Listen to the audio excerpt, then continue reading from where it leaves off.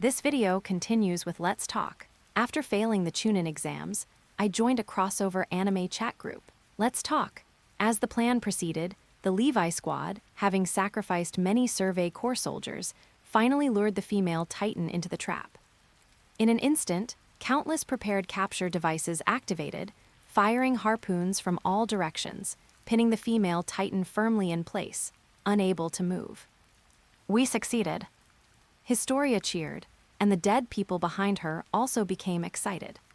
However, Lin Shi's words poured a bucket of cold water on them. Not yet.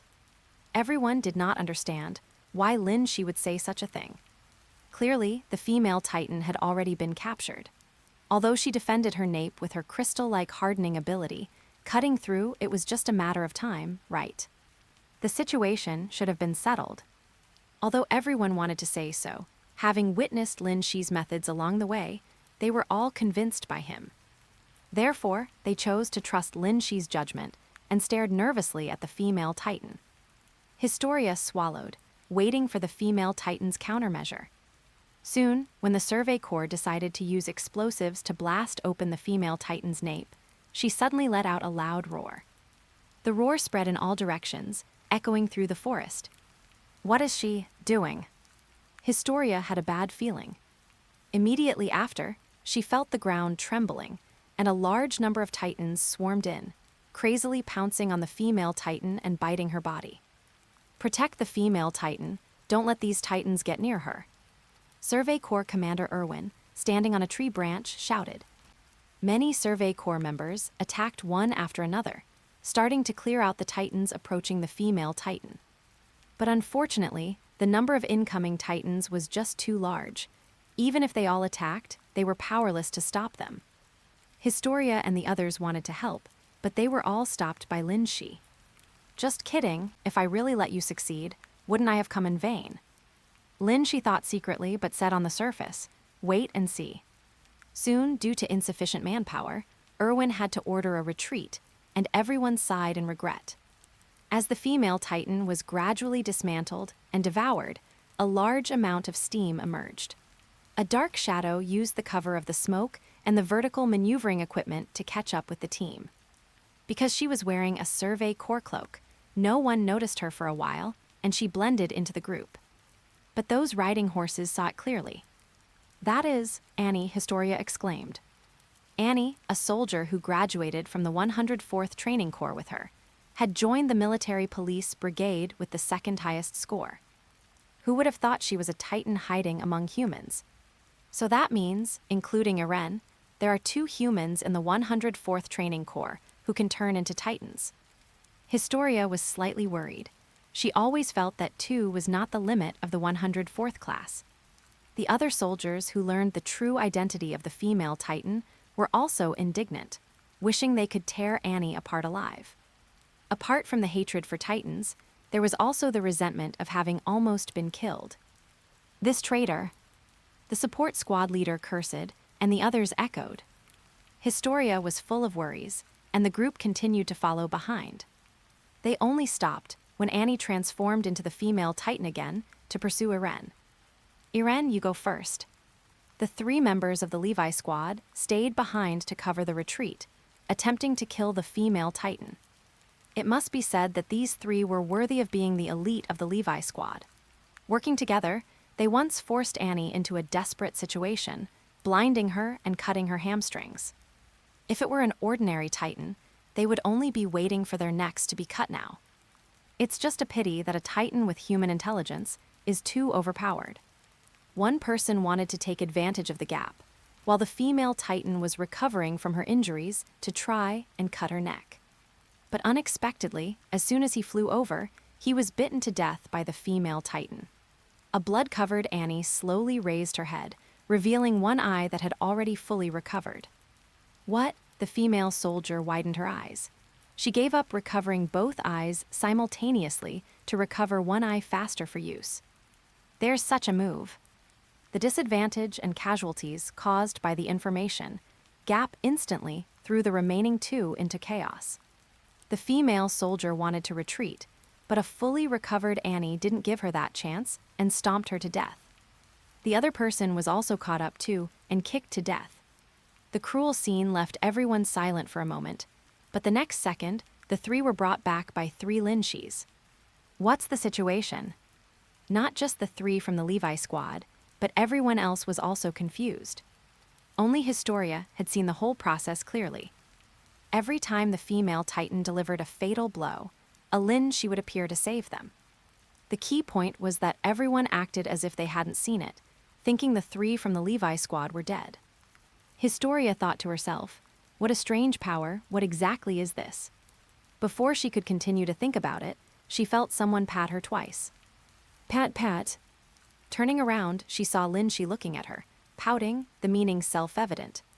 He was asking her for the reward for saving people. Historia's cheeks puffed slightly, and the back of her head bumped against Lin's chest back and forth like a pendulum. At the same time, the Survey Corps behind them woke up from the illusion. Recalling the scene of Linshi saving people, they were immediately awestruck. Could there really be gods in this world? The people from the Levi squad looked at Linshi's back, unable to help but think of the church that had been preaching within the walls. Suddenly, a golden light shot into the sky, and another Titan appeared from the other side of the forest, rushing straight towards the female Titan. This time, everyone recognized the identity of that Titan. Iren. The Titan transformed from Iren, filled with monstrous anger, punched Annie. Bang! Annie was hit and staggered. When Iren wanted to press the attack, she immediately made a countermove. Bangs, bangs, bang. The two Titans went back and forth, the battle affecting the surroundings, with towering ancient trees snapping and collapsing in patches.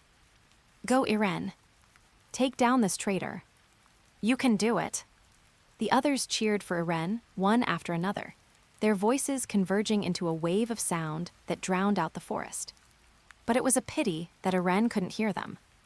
Linshi rode his horse, pacing, dodging the collapsed tree trunks while watching the two fight. Just like in the original work, although Iren had more strength, he was blinded by rage, his punches lacked any technique, and he wasted a lot of stamina for nothing. In contrast, Annie relied on dodging techniques, paying almost no price, and leveled the playing field. When the time was right, she struck a pose and KO'd Iren with one punch. No way, Historia covered her mouth. Everyone else also found it hard to accept the fact that Iren had lost, sighing and clutching their foreheads in frustration. Watching Annie about to eat Iren, just as the three from the Levi squad were preparing to rescue him, they discovered that Linshi had already appeared on Annie's shoulder. Stop, Annie, Linshi said indifferently. Let's talk. Hearing someone call her name, the female Titan paused for a moment, then immediately slapped her shoulder with her palm. Slap. After the slap, a trace of confusion appeared in Annie's eyes. She didn't feel that she had hit anything solid, but she also hadn't seen the other person move to dodge. What was going on? The next second, she saw that person stepping on the back of her hand. It seems you don't intend to have a proper talk with me. Meeting those scarlet eyes, Annie felt a chill run down her spine, and a bad premonition immediately arose. As if confirming her premonition, she saw the other person apply force to his feet, as if with the weight of 1,000 jinn, forcing half of her body to kneel down. The newly arrived Levi and the black-haired girl happened to witness this scene. Who is that guy? Levi frowned. A human. No, a human couldn't have this kind of strength. Could it be a super small Titan? Compared to him, the black-haired girl's thoughts were much simpler. Iren. Looking at Iren, whose life or death was unknown, the black-haired girl could not suppress her inner anxiety and drew her blades to go and save him. Calm down, Levi stopped her. Iren won't die that easily. Observe the situation first. Before he could finish speaking, Levi suddenly froze. He saw a bunch of people appearing from nowhere below, roughly 100 or so, wearing the Survey Corps uniform. More importantly, Levi recognized all of these people. They were supposed to have died at the hands of the female Titan. What on earth was going on? Levi stared blankly at the front, where a female soldier with light brown short hair was waving at him. Captain Levi, unfortunate couple.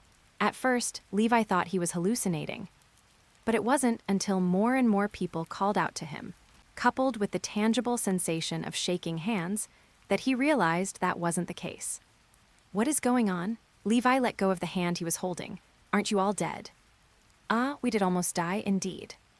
The gray-haired member of the Levi squad scratched his head. Petra, why don't you explain it? Petra, with her light brown hair, nodded.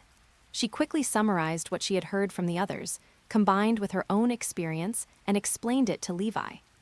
That is how it happened. We were all saved by Mr. Linshi. Levi frowned upon hearing this. If he hadn't seen the scene of everyone present dying with his own eyes, he wouldn't have believed such nonsense.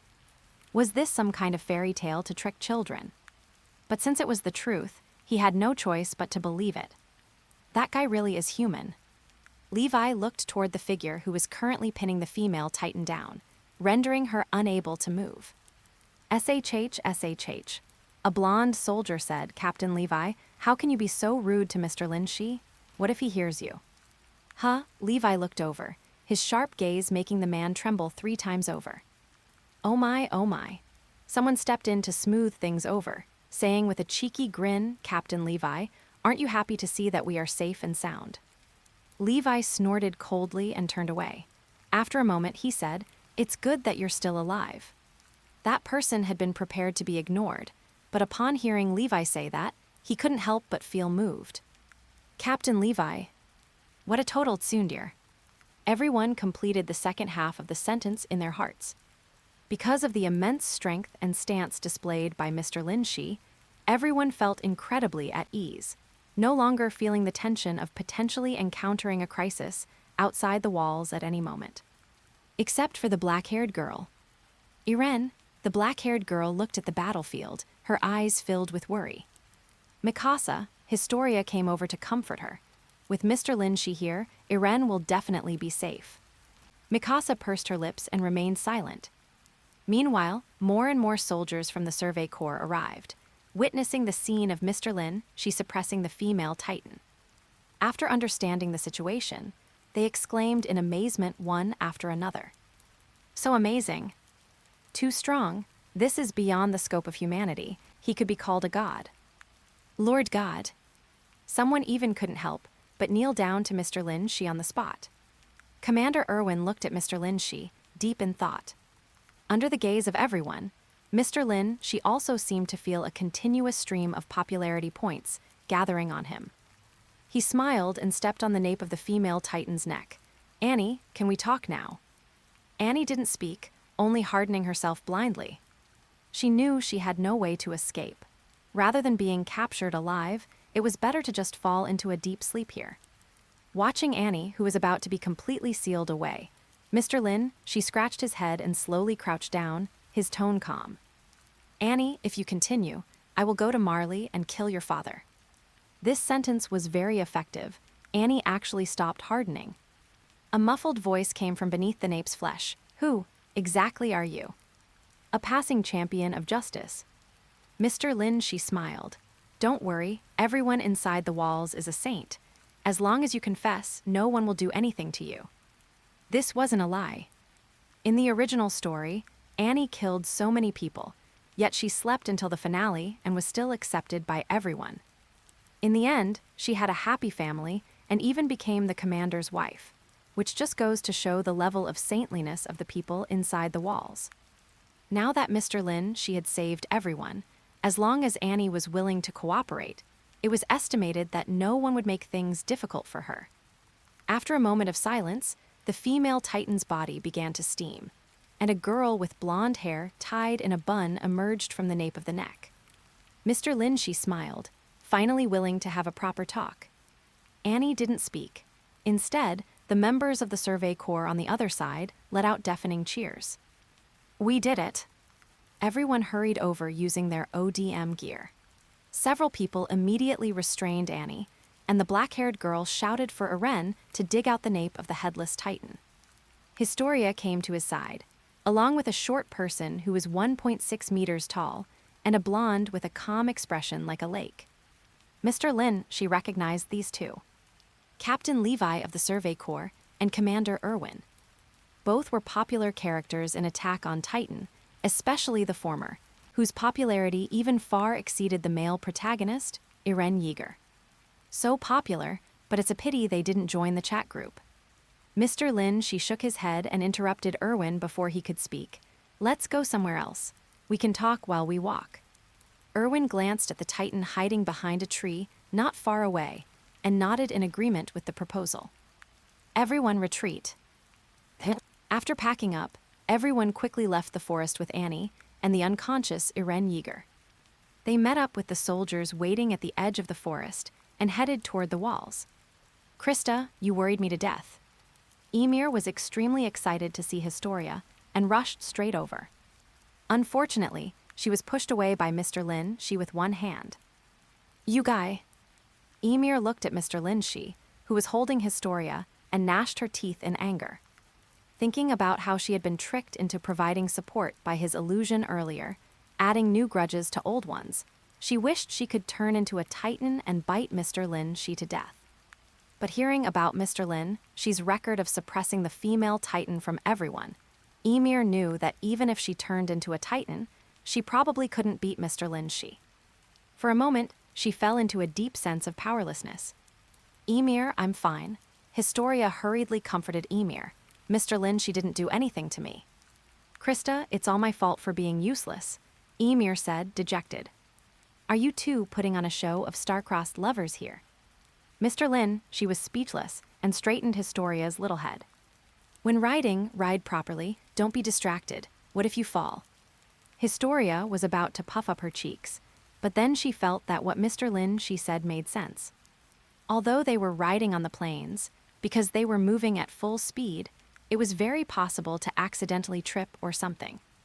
Thinking of this, Historia focused her attention on the front. Ymir, who had been waiting for comfort, saw this and glared at Mr. Lin, she with great resentment. Amidst the bumps along the way, the unconscious Irene Yeager gradually woke up. When he saw the blonde girl tied up next to him, he was slightly stunned. Annie. His memory was still stuck on the moment he was KO'd by Annie's punch, and his head couldn't help but ache. What's going on? Irene, you're awake. Irene looked toward the voice, his eyes widening. Miss Petra. Silly boy, you sure can sleep. Another familiar voice laughed. Uncle Aluo. Irene was dumbfounded. What uncle? I'm only 19. Aluo protested indignantly, but just after saying 2 sentences, his mouth suddenly hurt. Hiss, I bit my tongue. Aluo's comical expression, as he stuck out his tongue, couldn't help but make the others burst into laughter. Looking at those familiar figures who should have died, tears flowed down Irene Yeager's cheeks uncontrollably. Is this a dream? It's not a dream. Annie, who was on the side, looked at Mr. Lin Shi and said, it's reality. Hey, look, that kid Irene is crying. Someone suddenly shouted. Haha, really? Irene, how old are you? Are you still a wet behind the ears kid? Listening to everyone's teasing, Irene Yeager hurriedly wiped his tears and put on a brave front. I'm not crying. However, he quickly became confused again. If it's not a dream, then what is going on? I clearly saw you all die with my own eyes. Leiner, this. Petra smiled slightly and recounted what had happened in the forest once more. Upon hearing the name Lin Shi, Irene clutched the edge of the cart in disbelief and exclaimed, Who did you say saved you? Mr. Lin Shi, what's wrong? Petra hadn't expected such a strong reaction from Irene and looked confused. He said he was a friend of yours. A friend? Irene sat back down in the cart, clutching his forehead in a headache. I guess so. Yo, Irene, you look like you've got plenty of energy. A strange voice came from the side. Irene looked over and discovered a man he had never seen before sitting behind Historia. Are you, Lin Shi? Irene asked uncertainly. What have I done to make you treat me with such disrespect? Lin Shi shrugged. You aren't even willing to call me group leader. Now Irene was cert. This wasn't just a case of someone having the same name. The person before him was truly Lin Shi, the chat group leader. For some reason, Irene felt the guilty sensation of being caught in real life after trash-talking online. Group leader? Mr. Lin Shi. MMHMM. Lin Shi waited for him to continue with a half-smile. Irene took a deep breath, lowered his head, and said solemnly, I said some bad things in the group chat earlier. I am truly sorry. Haha, Lin Shi laughed twice. It's fine. What adult would get angry at a child? Iren, being called a child, scratched his face awkwardly but didn't retort. He said solemnly again, thank you very much this time for saving my comrades. Oh, I didn't save them for your sake. Lin, she glanced at the girl in his arms. Someone has already paid the reward. Historia had been listening to them talk about some chat group and was completely confused. Suddenly realizing the topic had shifted to her, she quickly looked straight ahead and patted Lin Shi's leg on the other side, signaling him not to talk nonsense. However, she took the opportunity to grab Historia's small hand and write something in her soft palm. Historia pursed her lips. Such an intimate gesture made her feel very uncomfortable. Especially whenever those slightly rough fingers grazed her palm, she felt as if her whole body had been electrocuted, first a tingling sensation, then a bit of itchiness. Her face couldn't help but flush, and her body temperature rose accordingly. She felt like he was holding a big stove. It was warm and cozy. So, this was the kind of constitution Historia had. It fit perfectly with the image she had when reading the original work. Like a gentle little sun, always radiating kind light to warm everyone. But she also had a brave and firm side, burning herself to illuminate the darkness alone.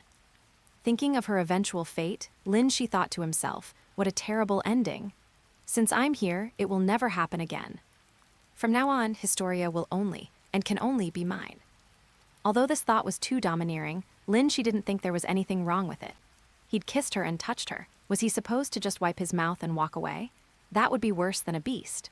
So, for the sake of his humanity, she decided to marry Historia and bring her home as his wife. Plus Kachu Shinobu, and so on and so forth. Thinking of the scene with beautiful women surrounding him in the future, she felt great and began to bully Historia with great interest. At first, Historia didn't quite understand what she was writing in her palm, but somehow, she suddenly understood. Each word seemed to leap out of her palm and float before her eyes. You haven't paid me the reward for the 3 members of the Levi squad yet, and now I have to add the price for suppressing the female Titan and saving Iren. Are you paying now, or paying when we get back? Pay now? Historia's pretty face flushed even redder.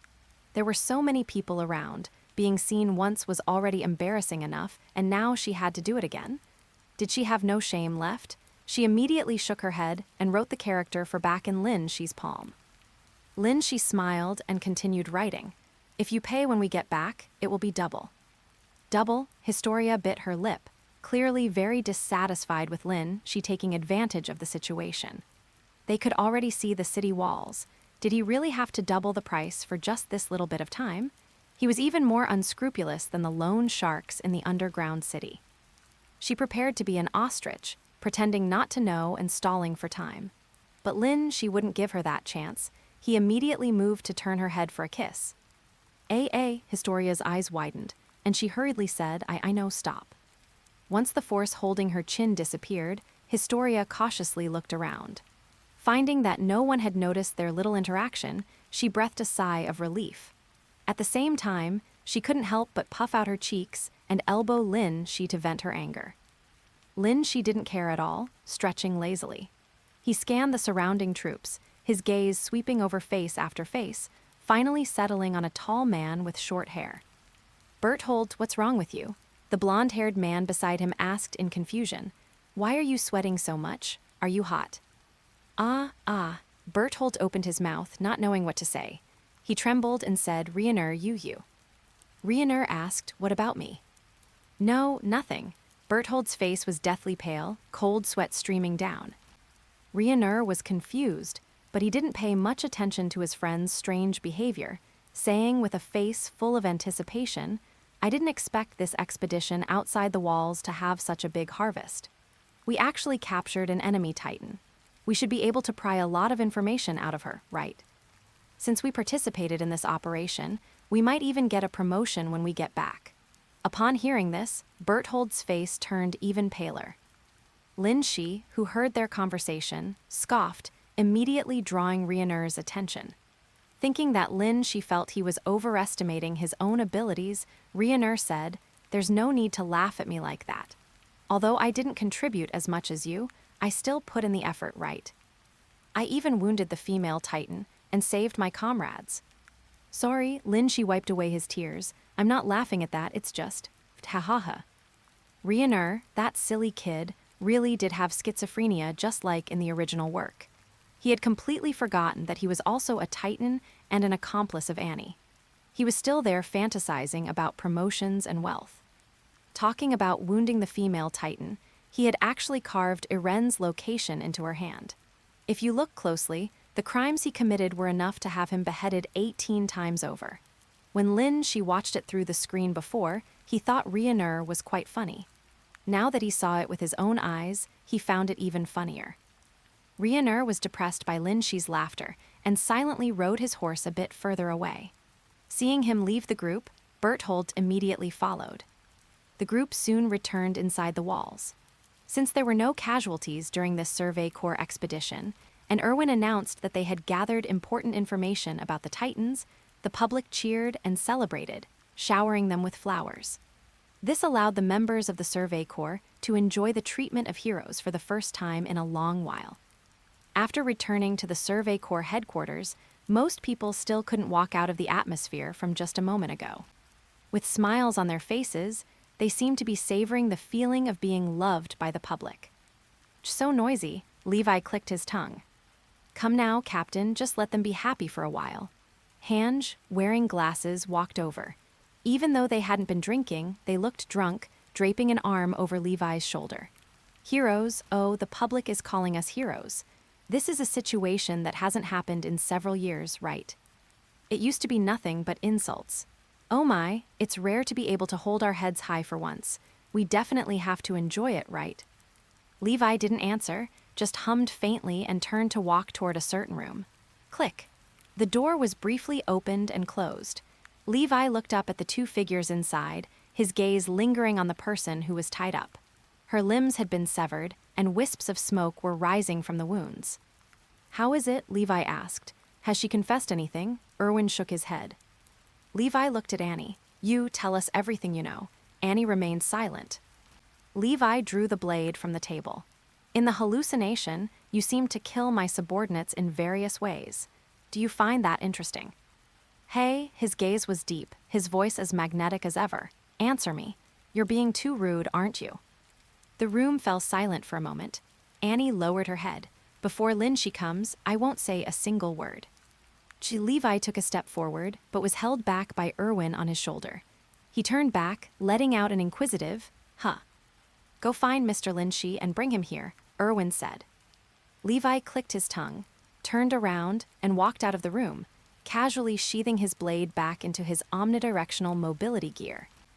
Meanwhile, Mikasa Ackerman was carrying a basin of water and paused as she passed an alleyway, leaning back to look in uncertainty. In the shadows between two buildings, Historia stood before Lin Shi, blushing and hesitating for a moment. Biting her lip, as if having made up her mind, she stood on her tiptoes and kissed him. Clang. The basin fell to the ground. I'm Kai, he's super. Rewinding to a few minutes ago, just as everyone was still basking in the feeling of being heroes, two people quietly slipped away from the hall and into an alley. Are you telling the truth? Historia's face was flushed as she whispered. As long as I take the initiative to kiss you, I won't have to pay double. Of course it's true. Why would I lie to you? Lin Shi shrugged. I love telling the truth. Historia nervously tapped the grass, occasionally casting cautious glances at Lin Shi. When their eyes met, she would quickly lower her head, like a startled little rabbit. Lin Shi found it quite interesting, and couldn't help but want to tease her more. Hurry up or I'm going to kiss you, and then it'll be double. I know, don't rush me. Historia took a deep breath, looked at Lin Shi's face, and mentally psyched herself up. It's nothing big, it's just a kiss. We've already kissed before, so doing it again is no big deal. Besides, no one is watching. Let's get this over with. After building up her courage, two little flames ignited in Historia's eyes. She didn't look like someone about to kiss. She looked like a warrior about to go into battle. She shed her shy demeanor, grabbed Lin Shi's collar with a queen-like dominance, forcefully pulled him down, and then stood on her tiptoes, tilted her head, and kissed him in one fluid motion. Having learned from the previous time, Historia deliberately slowed down her force, avoiding the situation where she bumped her teeth. But the moment her lips touched his, she immediately deflated like a punctured balloon. What do I do? Although I kissed him, should I continue? Historia hesitated. Previously, she had received some education from Lin Shi, so she naturally knew what to do after their lips touched. But to take the initiative to stick out that, it just feels so embarrassing. As she thought about it, Historia felt dizzy, and her body temperature began to rise gradually. Lin Shi noticed the change in temperature, immediately understood what she was thinking, patted her gently, and mischievously urged her to continue. Now, even if Historia wanted to bury her head in the sand, she couldn't. She had no choice but to continue, trembling. Meh. Historia's movements were not only inexperienced, but also extremely stiff. It looked like the movements one would make while licking an ice cream cone, and to Lin Shi, it felt more like she was saying bleh to him. He couldn't help but laugh out loud. Historia thought it was over and was about to pull back, but the back of her head was pressed by a large hand. The two pressed closer again. Their scorching breath was like a hot wind in a canyon, sweeping and washing over them. Historia's eyelashes fluttered as she closed her eyes tightly. Her whole body felt like it had been electrocuted, tingling and numb. She couldn't describe the feeling. She felt so hot she was about to melt, and her brain seemed to disconnect from her body, with only the contact between their lips continuing to discharge into her nerves. Meh. Sizzle. In the shadowed alley, only the sound of their kissing could be heard. Suddenly, a discordant sound broke the romantic atmosphere. Historia snapped back to reality and pushed hard. Lin Shi let go, and both of them looked toward the alley entrance at the same time. Me, Mikasa. Historia quickly wiped her moist lips. You have to let me explain, it's not what you think. Sorry, I disturbed you. Although Mikasa tried her best to keep a straight face, the unnatural curve of the corner of her mouth revealed the fact that her heart was not calm. After all, anyone who suddenly runs into acquaintances kissing and gets caught by them would feel more or less awkward. The best choice is to pretend nothing happened and leave. Mikasa thought this and lowered her head to pick up her water basin. I'll go first, you two continue. Wait, Historia knew immediately that Mikasa had misunderstood something, so she hurriedly grabbed her, shaking her back and forth. You have to listen to my explanation. Mikasa, whose head was shaking back and forth, looked like a robot. No need to explain, I understand everything. So what exactly do you understand? Historia was frantic, her face flushed red, as if there were firewood burning inside, toasting her brain until it was buzzing. Brain cells are dancing wildly, trying their best to think about how to deal with the current situation. Tell Mikasa the truth, that I traded my body. No, that won't work. That sounds too erotic. But if I make up an excuse, wouldn't it just confirm what Mikasa is thinking? Woo, what should I do? Think of a way, Historia. Just as Historia was at a loss, a low, magnetic voice came to the rescue. What are you two doing? Captain Levi, both women looked over. Erwin asked me to find Lin Shi. I didn't see him in the room, Levi said. Have you seen where he is? Historia and Mikasa subconsciously looked toward the alley entrance, where Lin Shi walked out with a smile. Are you looking for me? Mr. Lin Shi. Levi rarely used an honorific, but his face remained as cold as ever. Commander Erwin asked me to invite you over. Okay. Lin Shi nodded, followed Levi out of the alley, and arrived in the room where Annie was being held. Mr. Lin Shi, Erwin gestured. I'm sorry, Annie said she wouldn't say anything if you weren't there, so we had no choice but to ask you to come. Small matter, Lin Shi indicated he didn't mind. He came up to Annie and asked, So, what do you want to tell me? I want to make a deal with you, Annie said, lowering her eyes. I will tell you everything I know, as long as you can guarantee that I can see my father again safely. Why not make a deal with the Survey Corps? Annie shook her head. I don't trust them, I only trust you. Lin Shi smiled and didn't speak. His heart stirred slightly as a voice from not far outside the room reached his ears. Leiner, Irene, come with me for a second. Irene, what for? Leiner, I am the armored Titan, and he is the colossal Titan. 5 years ago, we destroyed the wall and started attacking humanity. Irene. Berthold, hey, what are you saying, Leiner? Lin she chuckled. The three people present looked at him, confused. Step back a bit, it's best to open the door. Huh, Levi couldn't understand what Lin she meant at all. However, after exchanging a glance with Erwin beside him, he still followed the instructions. Put on your omnidirectional mobility gear, Erwin added. Levi realized something and silently put on his gear. Meanwhile, on the grass not far from the Survey Corps Hall, Leiner ignored Berthold and continued to speak to himself. Our goal was to destroy humanity, but now there's no need to do that anymore. As long as you come with us, we won't have to keep destroying the wall. After speaking, Leiner moved closer, lowered his voice, and made a face. How about it? This is a good proposal, right? Irene looked at Leiner, who had been like an older brother in the past, and only felt that the familiar face was becoming strange. He looked up at the sky, feeling his mind turn into a mess. After a long time, he patted the other's shoulder. I'm telling you, you must be exhausted. What Titan's destroying the city wall? As Irene spoke, his voice grew lower and lower until it finally disappeared completely. He looked up at the stunned Leiner and the sweating Berthold, and 2 lines of tears fell. Leiner seemed to be scalded by the tears, or perhaps he had regained his senses, and said painfully while holding his head, I can no longer tell what is right. But he panted, his voice filled with terror and determination. What I should do is, as a warrior, take responsibility for my actions and choices to the end. Leiner, are we going to do it? Berthold roared lowly, right now, right here. That's right, let's settle this right here. Leiner stepped forward, and both of them bit their hands at the same time.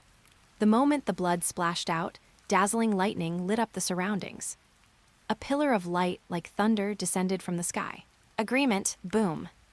A golden pillar of light descended from the sky like thunder, and many people within the Survey Corps instantly felt goosebumps. What's going on? Someone said while looking at their trembling wine glass. Mikasa and Historia both looked at the rolling heat wave rushing toward them, their eyes wide.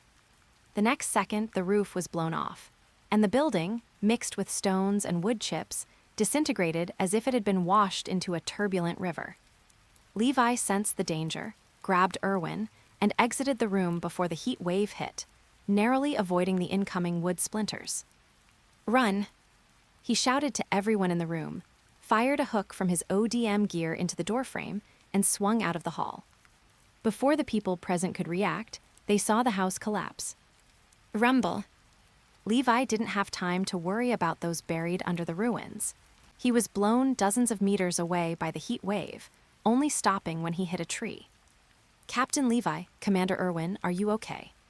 Historia, who had also been blown nearby, shouted. Beside her was Mikasa, who was staring fixedly at the colossal titan not far away. I'm fine. Levi shook his arm. Although he had been hit by the hot wind, thanks to the early warning, it wasn't too serious. However, Erwin, who had been blocking him, might not have been so lucky. At this moment, his whole body was steaming, and his skin was scorching red. Levi, Erwin panted, from here on out, I'll leave it to you. Yeah, Levi replied, you just lie here. I'll be responsible for cutting off that guy's nape.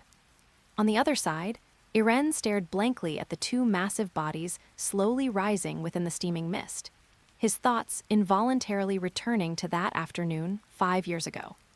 The colossal titan looked down from outside the wall, kicked the wall to pieces.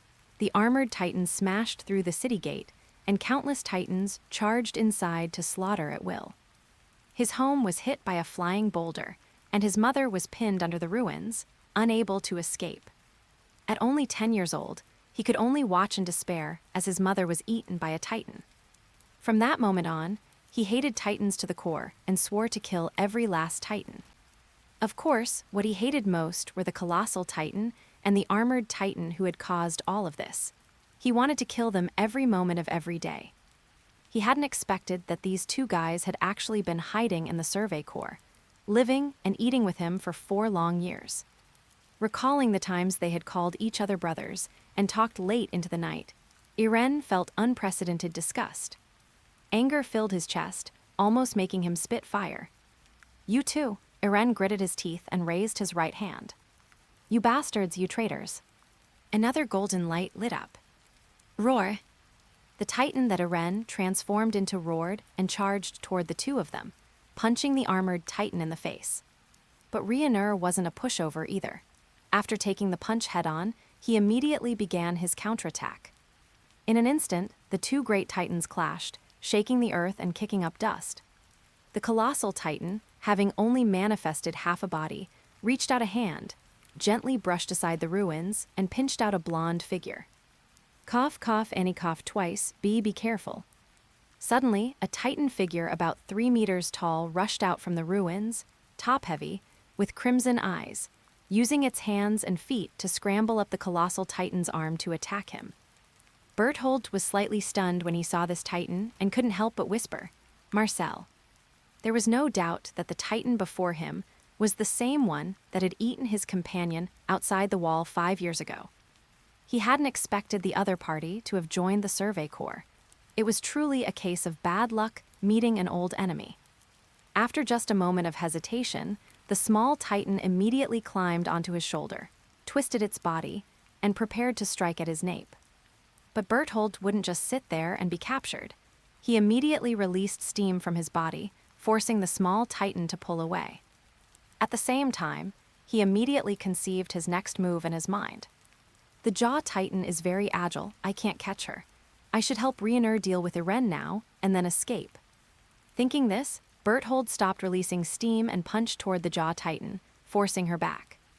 Immediately after, he raised his right hand again, and just as he was about to finish off Eren, a roar sounded. Protect Eren! Hooks embedded themselves into the colossal titan's body, and Berthold turned his head to look. He saw countless Survey Corps soldiers flying up, like a giant net covering the sky, rushing toward him. How is this possible? They still have combat capability. Berthold looked at the ruins and found that a few pillars had been erected, propping up the wall and creating a large clear space. So that's it, did the Jaw Titan do this? Looking at the overwhelming number of soldiers wanting to cut his nape, Berthold protected Annie with one hand and waved his other hand, trying to drive them away. But there were too many soldiers, and the colossal titan was too cumbersome, making it difficult to inflict effective casualties. Helpless, Berthold had no choice but to start releasing steam again. The rolling heat waves surged in all directions, successfully stopping the soldiers' movements and forcing them to move away from the battlefield. Watching the soldiers lurking not far away, Berthold thought nervously, I can only hold on for 5 more minutes at most. You need to hurry, Leiner. Below the colossal titan, Leiner and Eren were also hit by the heat wave. It was just that the former had the protection of armor, so he was much better off than the latter. Ha-ha roar. Panting heavily, Eren launched another charge toward Leiner. Only this time, his speed had clearly slowed down, and the force of his punches was not as strong as before. Having not yet recovered from the previous battle with Annie, and now having to endure the colossal titan's shockwave while fighting Leiner, Eren had clearly reached his limit. A weak punch was dodged by Leiner, who seized the opportunity to get close and directly snapped Eren's limbs. He then opened his bloody maw and bit down fiercely on the nape. Eren! Mikasa, who had arrived, saw this scene and was anxious, but couldn't get close because of the heat wave. Levi stepped on the ruins, lost in thought. That guy, where did he go? What are you looking at? The sudden voice behind her startled Historia. She turned around and let out a sigh of relief when she saw it was Lin Shi. You, how are you here? Then where do you think I should be? Lin Shi asked in return. You, Historia had wanted to ask if he wasn't going to deal with the Titans, but then she thought, Lin, she didn't really have any obligation to deal with the Titans. This person didn't know where he came from, nor did he know what his purpose was. Beneath his seemingly peaceful and casual exterior was a composure and confidence that regarded no one, which could almost be called arrogance. The most frustrating thing was that his strength was enough to match this arrogance. Historia wanted to ask him to drive away the Titans, but she didn't know how to bring it up. What position should she take, in what way should she ask him, and what price would she have to pay? In the end, was there really anything about her that would catch his eye? Historia thought of something and fell into silence.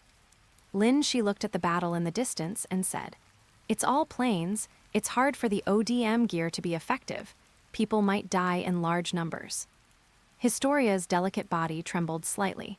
She took a deep breath and slowly raised her head. "I will do anything. Please go and save them." "Anything at all," she chuckled. Historia lowered her head, her face covered in shadow, making her expression unclear. It's okay. As long as she made a small sacrifice, everyone would be saved. She thought to herself, trying to look as calm as possible, her clear blue eyes looking at the grass. It had been like this from the beginning. Historia had always been helping others.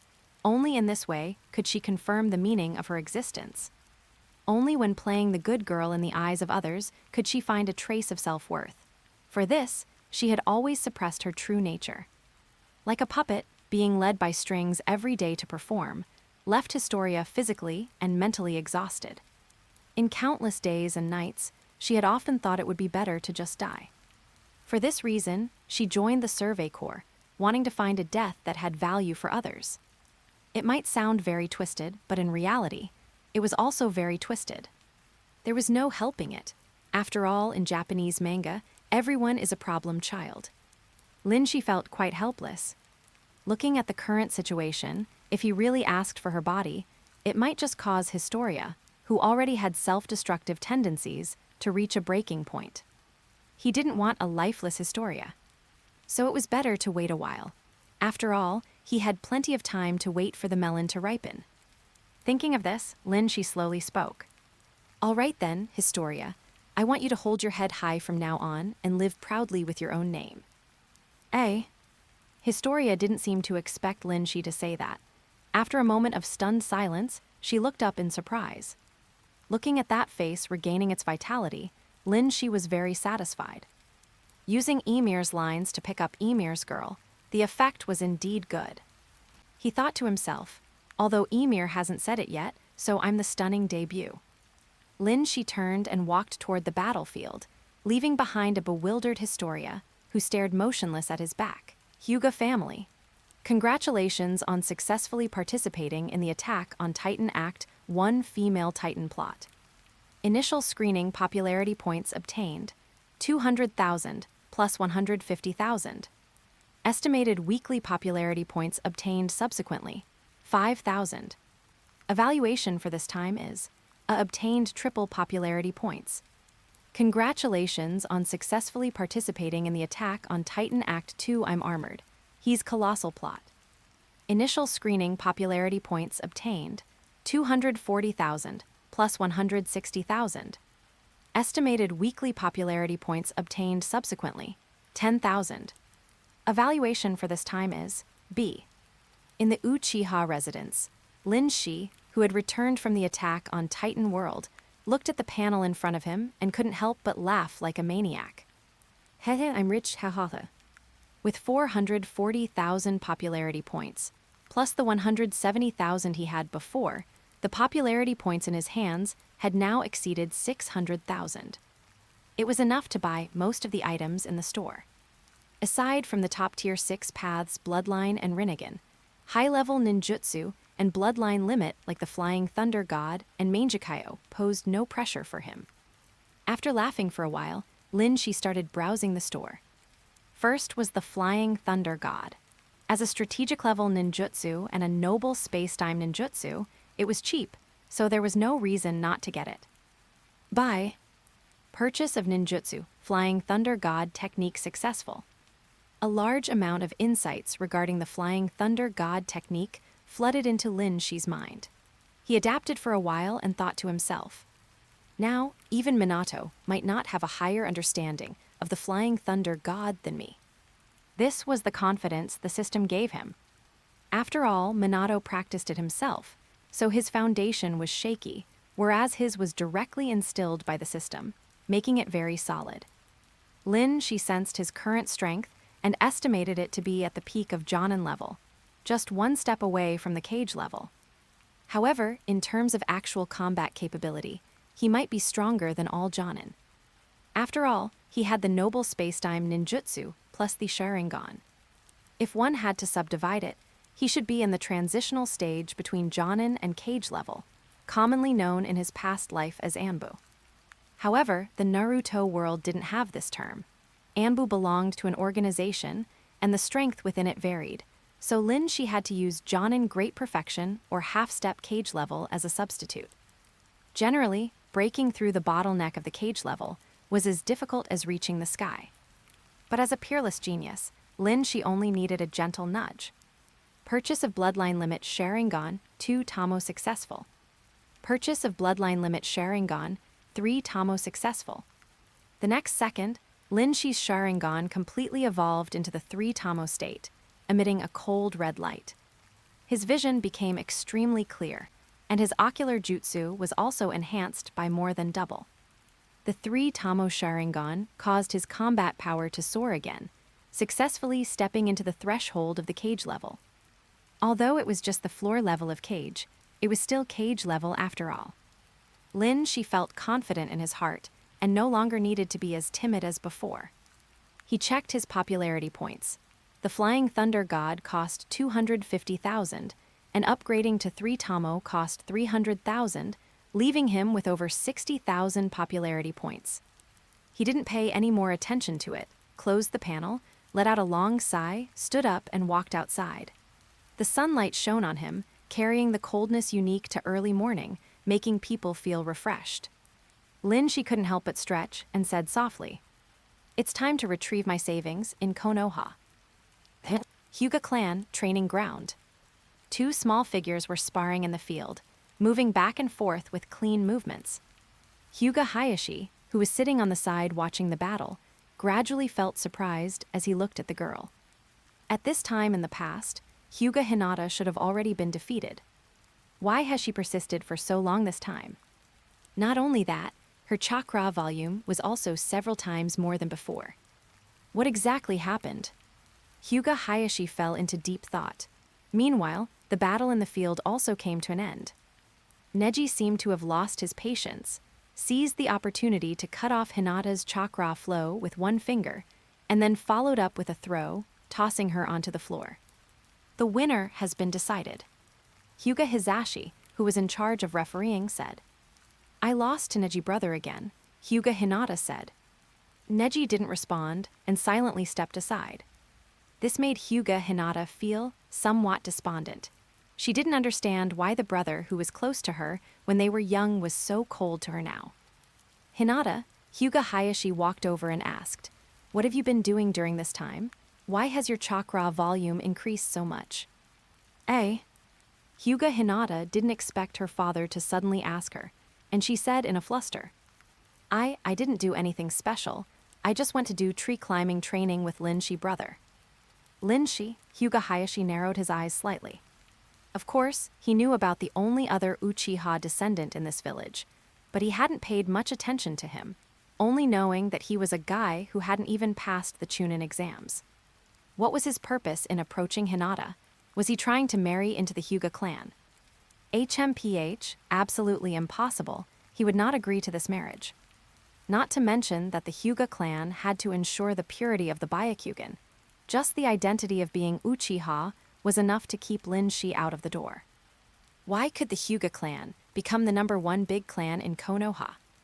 Aside from the strategic status of the Byakugan, it was because every generation of clan heads kept themselves clean, never participated in Konoha's political affairs, did not get too close to other families, and had never had any marriage alliances. Every generation of Konoha's ruling class was very assured of them. Until today, as the waves of other families washed away, only the Hyuga remained standing. This was enough to show how correct the concepts passed down by the Hyuga clan were.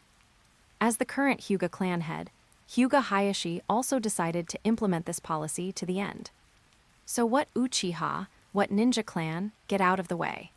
Are you even worthy of sitting at the same table as my Hyuga clan? Returning to the main point, Hyuga Hayashi couldn't figure it out. At most, climbing a tree would train chakra control. How could it increase such a large amount of chakra? There must be something else going on. Hyuga Hayashi continued to ask. Think carefully again. Besides climbing trees, has anything else happened? Hyuga Hinata, also ate ikaraku ramen. Ate ramen? Hyuga Hayashi was even more confused, completely unable to connect eating ramen with increasing chakra. He wanted to continue asking, but seeing Hyuga Hinata's wrinkled little face, he knew it would be useless to ask, so he sighed, thinking about whether to send someone to investigate. At this moment, Hyuga Hizashi walked to his side and whispered, "Uchiha Linshi has come to visit and requested to see you." Uchiha Linshi? Hyuga Hayashi was startled. He didn't expect that just as he was talking about Linshi would arrive. It was just as well. He could ask him face to face, saving himself the trouble of overthinking. "Lead the way." Not long after, Hyuga Hayashi, led by Hyuga Hizashi, came to a reception room. Just after entering the door, he saw the young man sitting behind a low table with a casual posture. A head of long, ink-black hair was consistent with Hyuga Hayashi's impression of the Uchiha. "You are Uchiha Linshi?" he asked. "Exactly," Linshi nodded. Hyuga Hayashi sat down at the low table and went straight to the point. "It just so happens that I have some things to ask you. I heard that you have been taking my daughter for training these past few days. What exactly did you do, and why has her chakra volume increased so much?" "I just let her have a full meal," Linshi said with a smile. A full meal? Hyuga Hayashi was stunned. He didn't expect the reason for Hinata's sudden surge in chakra to be so simple, nor did he expect that the child had never actually been full. But why didn't she speak up? Hyuga Hayashi thought about it and fell silent again. That was true. After all, Hinata was an introverted child, and because of the harsh upbringing of the Hyuga clan, it was understandable that she didn't dare to express her thoughts. Instead, it was his own dereliction of duty that he hadn't discovered Hinata's plight. Whether as a cultivator of the Hyuga clan or as a father, he was unqualified. Watching Hyuga Hayashi sink into guilt, Linshi didn't interrupt him, sitting quietly by the low table, giving him time to digest his emotions. After a while, Hyuga Hayashi came back to his senses and sat up straight. "I was distracted just now. So, what is it that you have come to find me for?"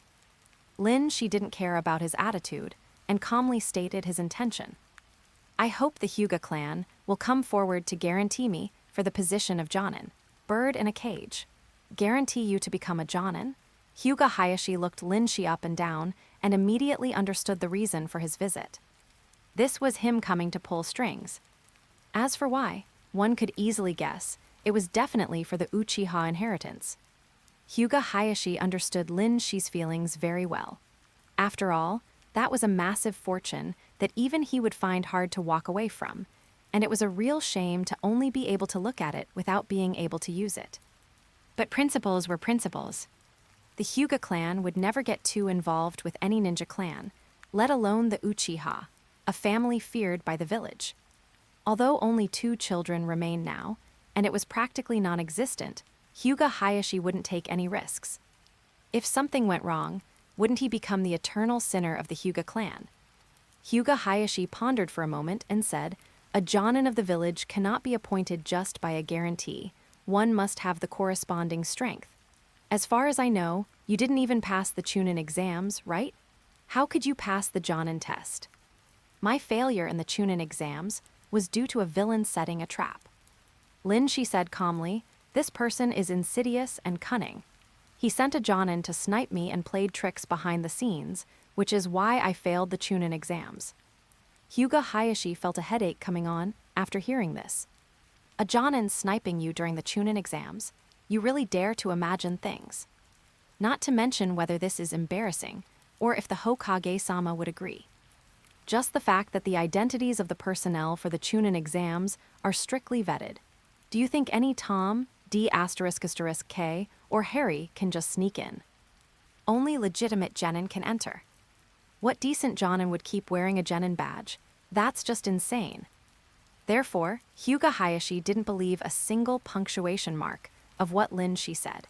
He only felt that Linshi had been beaten into hallucinations by his opponents in the Chunin exams and knew nothing about real Jonin. He would say anything for money. His character is mediocre. I must have Hinata interact with him less in the future. Hyuga Hayashi thought to himself. looking at Linshi again, his eyes already carried some impatience. He dismissed him, saying, "Since you have such strength, you don't need our Hyuga clan to guarantee you. Just take the test again and do more missions to get promoted. I have other matters to attend to, so I won't keep you company. Hisashi, see the guest out." Hyuga Hayashi issued the dismissal order and got up to walk toward the training ground. He still needed to ask about Hinata's appetite. Hyuga Hisashi, who was left behind, said, "Linshi-kun, please." She seemed to have expected this and had no emotional reaction to Hyuga Hayashi's attitude. He followed Hyuga Hisashi all the way to the courtyard, looked at this taciturn young man with interest, and suddenly said, "Mr. Hisashi, what do you think of the Hyuga clan?" Hyuga Hisashi didn't understand why Linshi would suddenly ask such a question. He paused for a moment before saying, "It's quite good." Linshi smiled and said, "Quite good. That means you are not satisfied." Hyuga Hisashi did not reply and just walked forward in silence. Linshi followed behind him, looked up at the sky, and seemed to lament, "Come to think of it, it's truly unfair. Even though they are born of the same parents, some birds can fly freely into the sky, while others can only be locked in a cage. The birds in the cage not only have no freedom, but their descendants must also repeat the same fate. Tell me," Linshi smiled and turned his head to look at Hyuga Hisashi, "would the birds in the cage be willing to accept it?" Hyuga Hisashi stopped at the doorway, his calm, placid face turning gloomy. He silently stared at Linshi and said coldly, "What exactly do you want to say?" "I just didn't get a satisfactory answer from the free bird, so I'm just throwing a childish tantrum." Linshi chuckled, suddenly raised his hand to form a hand seal, and after finishing, said, "I hope the caged bird curse mark can give me a different answer." After saying this, he turned and left. Hyuga Hisashi didn't understand at first and just thought he was acting crazy. Just as he was about to go back, he suddenly froze in place. The curse mark that had always bound his head had disappeared. He suddenly realized, turned his head to look in the direction Linshi had left, but unfortunately, the street was empty, and the other party had already walked quite far away. Youth. When Linshi passed by the river, he discovered 3 figures wearing green bodysuits. Their identities naturally go without saying. They were Might Guy, Uzumaki Naruto, and Uchiha Sasuke, who were in the middle of training. At this moment, they were shouting slogans while doing push-ups, which looked quite amusing. Among them, Uchiha Sasuke seemed to be reaching his limit. Every time he was about to give up, he would glance at Uzumaki Naruto beside him, then grit his teeth and continue. This action was taken in by Might Guy, who cried tears of joy and said, Oh, this is youth." Uzumaki Naruto also happily shouted along, "This is youth." It was indeed quite youthful. Linshi nodded. Uzumaki Naruto noticed Linshi on the slope. His eyes lit up, and he stood up to wave Big Brother Linshi. "Naruto," Linshi also waved gently. Might Guy and Uchiha Sasuke also finished training, and the latter couldn't help but mutter as he stood up, "Why does this dead last have such good stamina?" Uzumaki Naruto heard this and grinned, "Just you wait, I won't be the dead last for long. With Teacher Guy's training, I will soon surpass you. You won't catch up to me even in another 10 years, Uchiha Sasuke said, stiffening his neck. But he was secretly muttering in his heart. Uzumaki Naruto's progress was really too fast. Although his ninjutsu was still a mess, he was already catching up to him in taijutsu. Coupled with that terrifying stamina, if they fought, it was really hard to say who would win. Uchiha Sasuke thought to himself, "Although Might Guy is very strong, his training method doesn't suit me, and continuing won't yield significant results. But if I leave him, where else can I find a Jonin to guide me?" Uchiha Sasuke fell into internal conflict. It was like facing a bowl of Ikaraku ramen that wasn't to his taste, but was very expensive. It was tasteless to eat, but a pity to throw away. "Are you training?" Linshi, who had slid down the slope, asked. Yeah, Uzumaki Naruto said excitedly, "Big Brother Linshi, let me show you my training results, heiha. Konoha Whirlwind." He flipped and jumped, kicking out a powerful, forceful whirlwind kick. Linshi clapped and said, not bad. Sasuke, what about you?" Uchiha Sasuke scratched his head. I haven't learned it yet. Is that so? Lin she didn't say anything and turned to Might Guy, teacher Guy. Thank you for taking our 2 children to train. If you don't mind, would you like to have a meal together? No need to thank me. Actually, I didn't do much, just accompanied the 2 children to sweat out their youth. Might Guy gave a thumbs up, revealing his trademark smile, his white teeth shining in the sun. Lin she chuckled, don't be modest. Who doesn't know the blue beast of Konoha? Please, allow me to express my gratitude. The group of 4 arrived at Ikaraku Ramen, where there was already a customer ahead of them. A woman with fluffy hair, wearing half-red sleeves, and bandages wrapped underneath blinked a pair of red eyes, her gaze sweeping across the 4 people one by one. Might Guy and, who are these people? They are my students and the student's older brother. Might Guy smiled. I see. Hello, I am Kurenai Yuhai. Kurenai Yuhai smiled and greeted them. I am a former classmate of Might Guy. The 3 introduced themselves one by one, and after finishing, they sat at the counter, waiting for ramen. You seem to have been looking at me the whole time. Kurenai Yuhai suddenly turned her head to look at Lin Shi, her tone very curt. Konoha Beating. Kurenai Yuhai had been sensing a gaze from the side for a while now. It wasn't that her perception was particularly sharp. It was just that the other person made no attempt to hide it, staring straight at her. Kurenai Yuhai was quite confident in her appearance. After all, natural beauty is hard to conceal, and people often stole glances at her on the street. But this was the first time someone had stared at her so openly. She decided to scare him, so she turned her head and said, You seem to have been staring at me. Her red eyes looked at him teasingly, wanting to enjoy his reaction after being caught. Would he hurriedly look away, or would he shyly try to explain? Kurenai Yuhai was looking forward to it, but unfortunately, it was neither. That's right.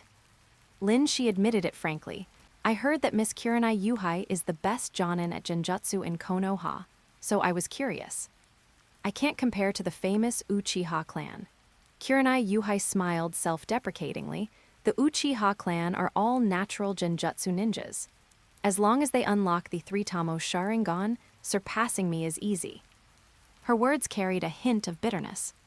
Of course, the Genjutsu of the Uchiha clan is the strongest. Uchiha Sasuke interjected. Kurenai Yuhai pouted. I was just being modest, and you really took it and ran with it. She glanced at Uchiha Sasuke, and seeing he was just a brat, she didn't hold it against him.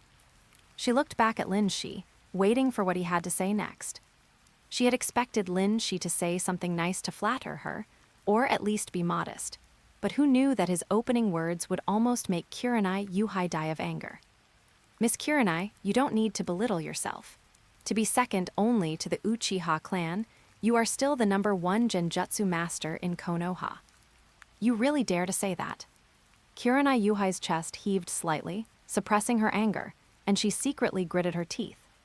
Although she had a good temper, this was practically someone riding a dragon right into her face. If she didn't fight back, wouldn't she be considered a pushover?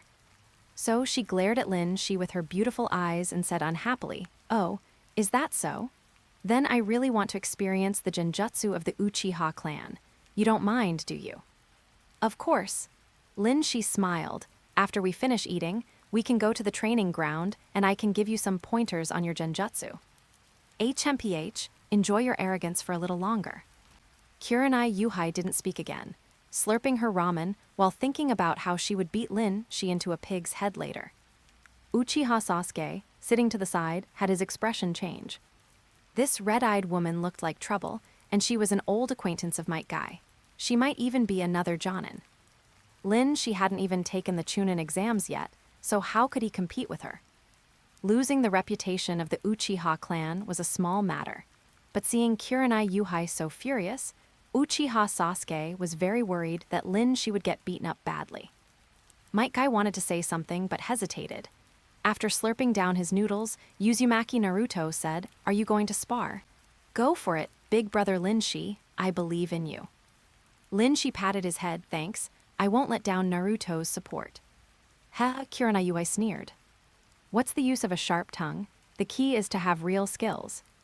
As far as she knew, the Uchiha clan didn't even have a single jonin right now. In other words, at most, Lin Shi was just a Chunin, nothing to fear. A Jonin fighting a Chunin, the advantage was hers. She was sure to win this spar. The group of 5 finished their ramen and headed to the training ground. Relying on the status of the 2 Jonin, they went all the way without obstruction. Arriving at a quiet training ground, Kurenai Yuhai put one hand on her hip and said, "Look, although you are an Uchiha, you probably haven't unlocked the 3-Tamo Sharingan yet, right?" She shook her head. "If you can't do it, don't force yourself. It's not too late to back down now." Lin Shi didn't say anything, just smiled and beckoned, "Are you ready? Come on." This relaxed attitude made Kurenai Yuhai inexplicably annoyed. This guy, isn't he acting too cool? Even she, a Jonin, wouldn't dare to act so cool. What right did a Chunin have to act like this? He must have never experienced a Konoha-style beating.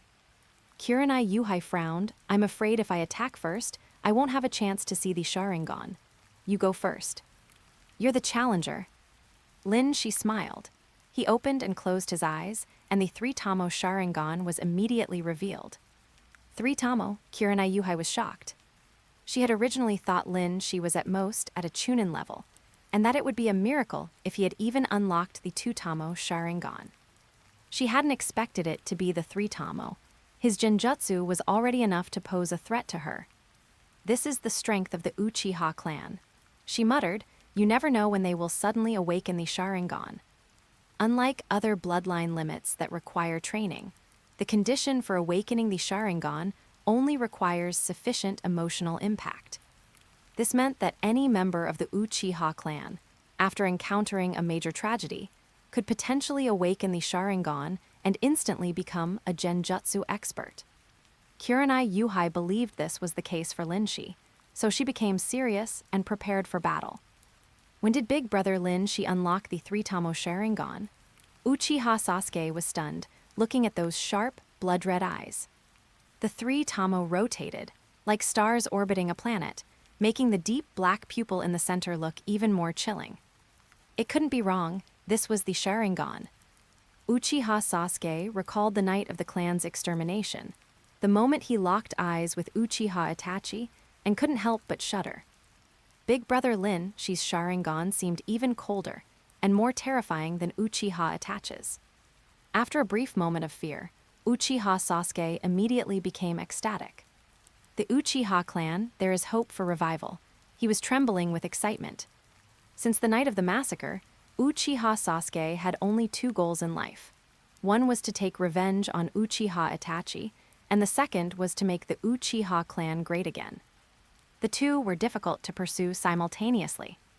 Because Uchiha Itachi's whereabouts were uncertain, in the future, if he wanted to kill him, he would inevitably have to leave the village for a long time. With big brother Lin Shi's strength, he would be unable to stand alone in the village, and reviving the Uchiha clan would be just empty talk. But now it was different. Big brother Lin Shi had actually awakened the Sharingan, and it was a 3-Tamo one. That meant he would have at least Jonin-level strength in the future. Not to mention making the clan great again, at the very least, he would definitely be able to carry the banner. After he killed Uchiha Itachi, with him and big brother Lin Shi working together as brothers, the Uchiha clan would surely be led by the 2 of them toward unprecedented glory. Replacing the Hyuga as the #1 clan might not be impossible. Thinking of this, Uchiha Sasuke couldn't help but look up at the sky and laugh wildly. Might Guy looked at Uchiha Sasuke, confused, and scratched his bowl cut. Why was this kid acting so jumpy? Uzumaki Naruto raised his fist. Big brother Lin Shi, go for it. On the field, Kurenai Yuhai lowered her stance, sweat slightly appearing on her forehead. Why hasn't he made a move yet? She thought anxiously, her gaze fixed on Lin Shi. Seeing him motionless, Kurenai Yuhai suddenly felt the pressure double. This feeling of knowing the opponent would attack, but not knowing when was truly agonizing. After thinking for a moment, Kurenai Yuhai decided to test him. What's wrong? Aren't you going to make a move? You have already fallen for it, Lin Shi said calmly. What? Kurenai Yuhai's pupils constricted. Illusion, I've been caught in a genjutsu. When? Kurenai Yuhai's brain raced, but she couldn't figure out when she had been caught. She hadn't seen Lin Shi perform any hand seals, Although the Sharingan could cast genjutsu just by making eye contact, Kurenai Yuhai was aware of this and had avoided looking into his eyes. Logically, it should have been impossible for her to be caught. When exactly did it happen, and by what method? Kurenai Yuhai felt it was tricky. She hadn't expected this Uchiha Lin she to be not only sharp-tongued, but also formidable in action. After all, he's about my age. I underestimated him. Kurenai Yuhai sighed inwardly and hurriedly performed the hand seals to dispel the genjutsu. But a strange thing happened. After forming the dispelling seal, there was absolutely no reaction. It was as if she had never been caught in a genjutsu at all. How is this possible? Kurenai Yuhai's pupils constricted. This scene was completely beyond her understanding. She couldn't even break the illusion with the dispelling seal. What terrifying mastery of genjutsu! Kurenai Yuhai thought for a moment, then hardened her heart and bit her tongue. A sharp pain followed, and her mouth filled with the taste of iron as bright red blood seeped from the corner of her lips. She wiped it with her finger, spreading it evenly across her lips like lipstick, making her face look unusually alluring. Strain. This time, Kurenai Yuhai sensed something was wrong. She clearly felt the pain, so why hadn't the genjutsu been dispelled? In a flash, a thought exploded in her mind, causing her pupils to shrink slightly. Could it be that I was never caught in a genjutsu from the start? He was bluffing me. In an instant, blood rushed to Kurenai Yuhai's head, and her fair face turned bright red, even redder than her blood-stained lips. Bastard! Although there was no rule stating she couldn't use trash talk to mislead others, and psychological warfare was even a part of genjutsu and ninja combat, Kurenai Yuhai just couldn't swallow this. Thinking about her actions of forming seals and biting her tongue just now, Kurenai Yuhai became even angrier. She felt like she had been played for a fool. Kurenai Yuhai glared at Linshi, unable to hold back any longer. The moment their eyes met, her Sharingan emitted a chilling light. Demonic illusion, tree-bind death. Kurenai Yuhai was prepared this time and formed the hand seals simultaneously. She wanted to go head-to-head with Lin, she to get back at him for just now. Trees grew from the shadow beneath Linshi's feet, and branches emerged to entangle him. Kurenai Yuhai's figure disappeared, then emerged from the tree. She sneered Uchiha Genjutsu, nothing special. She was definitely holding a grudge. Lin, she looked up with a chuckle, why don't you look behind you? You think I'll fall for your trick again? Before Kurenai Yuhai could finish her sentence, she suddenly felt a chill down her spine. She looked back and met a pair of scarlet Sharingan. When, I clearly dispelled the seal. Kurenai Yuhai was stunned, as if a cold snake had crawled across her back. The winner is decided. Lin, she smiled and snapped his fingers, and everything disappeared. Kurenai Yuhai was still standing in the training ground, but Lin, she had walked up to her at some point. Kurenai Yuhai stared blankly at the young man in front of her, and only after a while did she ask, how did you do that? It's simple, because I performed the hand seals. Hand seals? Kurenai Yuhai was dumbfounded. That's right, Lin, she explained. Because you were too focused on my eyes, you didn't even notice me performing the hand seals the moment we made eye contact. After saying this, he added with a smile, if you hadn't been so focused on the Uchiha eyes and had noticed me forming the seals, it would be hard to say who would have won. So that's how it was. Kurenai Yuhai's expression was complex. She hadn't expected that what trapped her in the end wasn't the famous Sharingan, but just a very ordinary small genjutsu. Of course, she didn't think Linshi's victory was unfair. On the contrary, she had a deeper understanding of the Sharingan now. Ninja combat is inherently about using any means necessary. The Sharingan has functions like copying ninjutsu and inherent genjutsu, but that doesn't mean it can only be used in those ways. Being able to develop more ways to use it beyond, that is also a skill. Kurenai Yuhai sighed, fine, you're good, I lost. You're good, Lin, she couldn't help but chuckle. This sounded like something middle school boys would say to each other, and it was even the highest compliment. It was the first time he'd heard it in this other world. It was quite novel. Did he win just like that? Uzumaki Naruto asked, hands behind his head. Because it was a battle of genjutsu, the three people watching from the sidelines couldn't feel anything. So from their perspective, it was just two people standing there staring at each other, and after a while, it was over. It was so boring it made one want to yawn. Uzumaki Naruto pouted, that was nothing interesting. Shut up, you don't understand genjutsu at all. Uchiha Sasuke huffed, on a level you can't see, the two of them had already engaged in countless thrilling battles, but the result is obvious. The Uchiha Sharingan is the strongest. Hahate. By the end, he couldn't help but laugh wildly in triumph. Uzumaki Naruto gave him a look of disdain, then turned to Might Guy sensei, did you see anything? Might Guy was a ninja specializing in taijutsu and knew nothing about genjutsu, so his perception was actually similar to that of the two children. At most, he could tell through their movements that the clash on the conscious level was indeed quite intense. Might Guy, not enough use. Uzumaki Naruto. The two in the training ground walked over. Kurenai Yuhai said, I have something to do next, so I'll be leaving now. Lin Shi's heart stirred.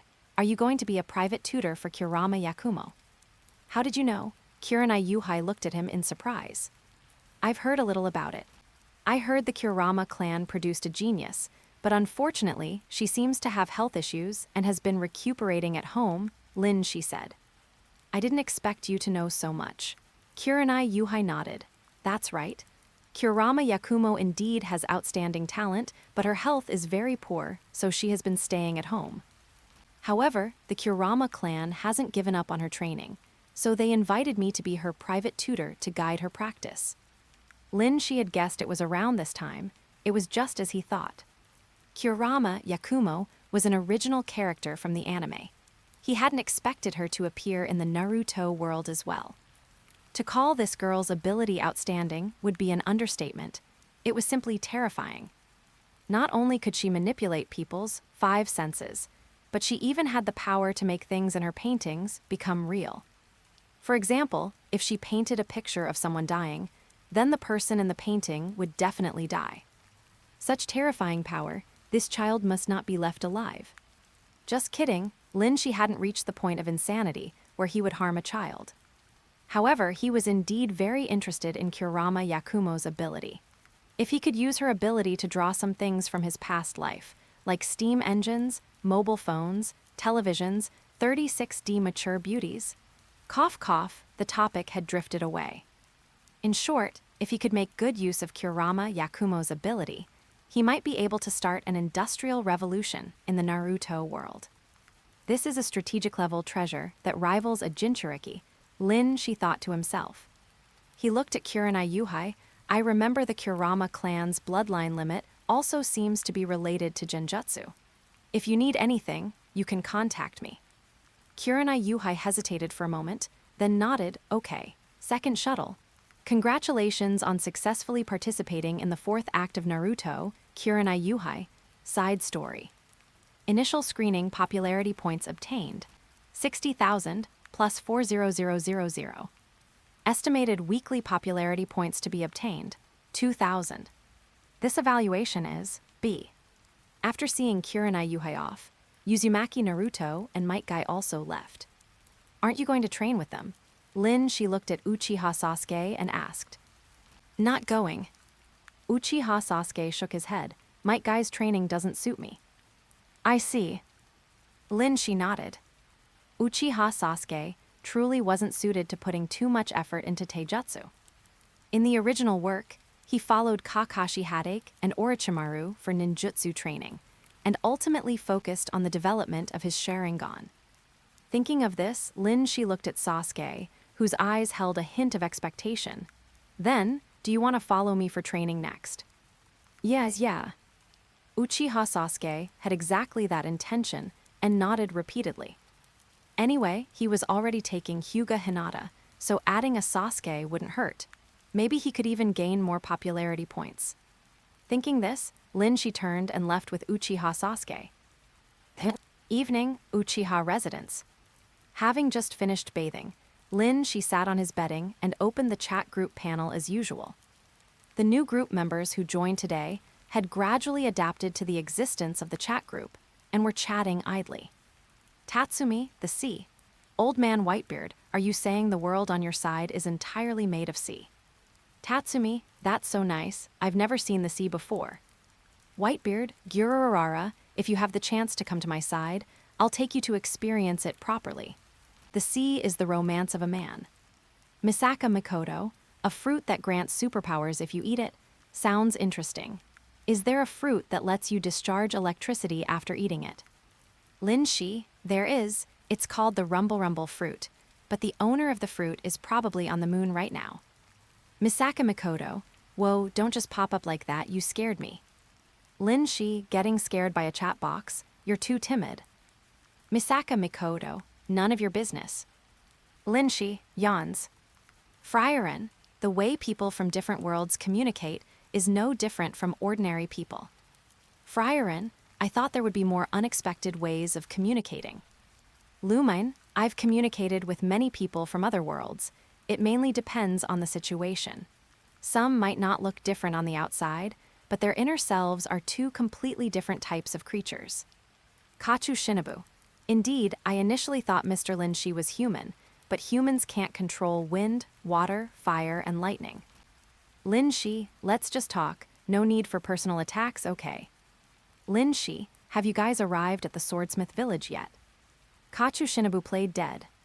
Linshi felt speechless inside. He was just showing simple concern. Why were they guarding against him like he was a thief? Where was the most basic trust between people? And that was after he promised to help them train. Wait until I learn Edo Tensei. I'll resurrect your sister to be my wife. See if you're confused then. Linshi thought grumpily, scrolled through the messages for a while, and closed the chat group.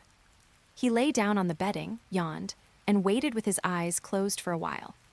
It wasn't until he heard a rustling sound on the roof that he slowly opened his eyes. Yakashi Nano knelt to the side. Despite radiating a saintly glow, she possessed a voluptuous figure, an angelic face with a devilish body. She was exactly at that juicy, ripe age, making it impossible for a young man like Linshi to hold back. He squinted his eyes and pinched Yakashi Nano's chin.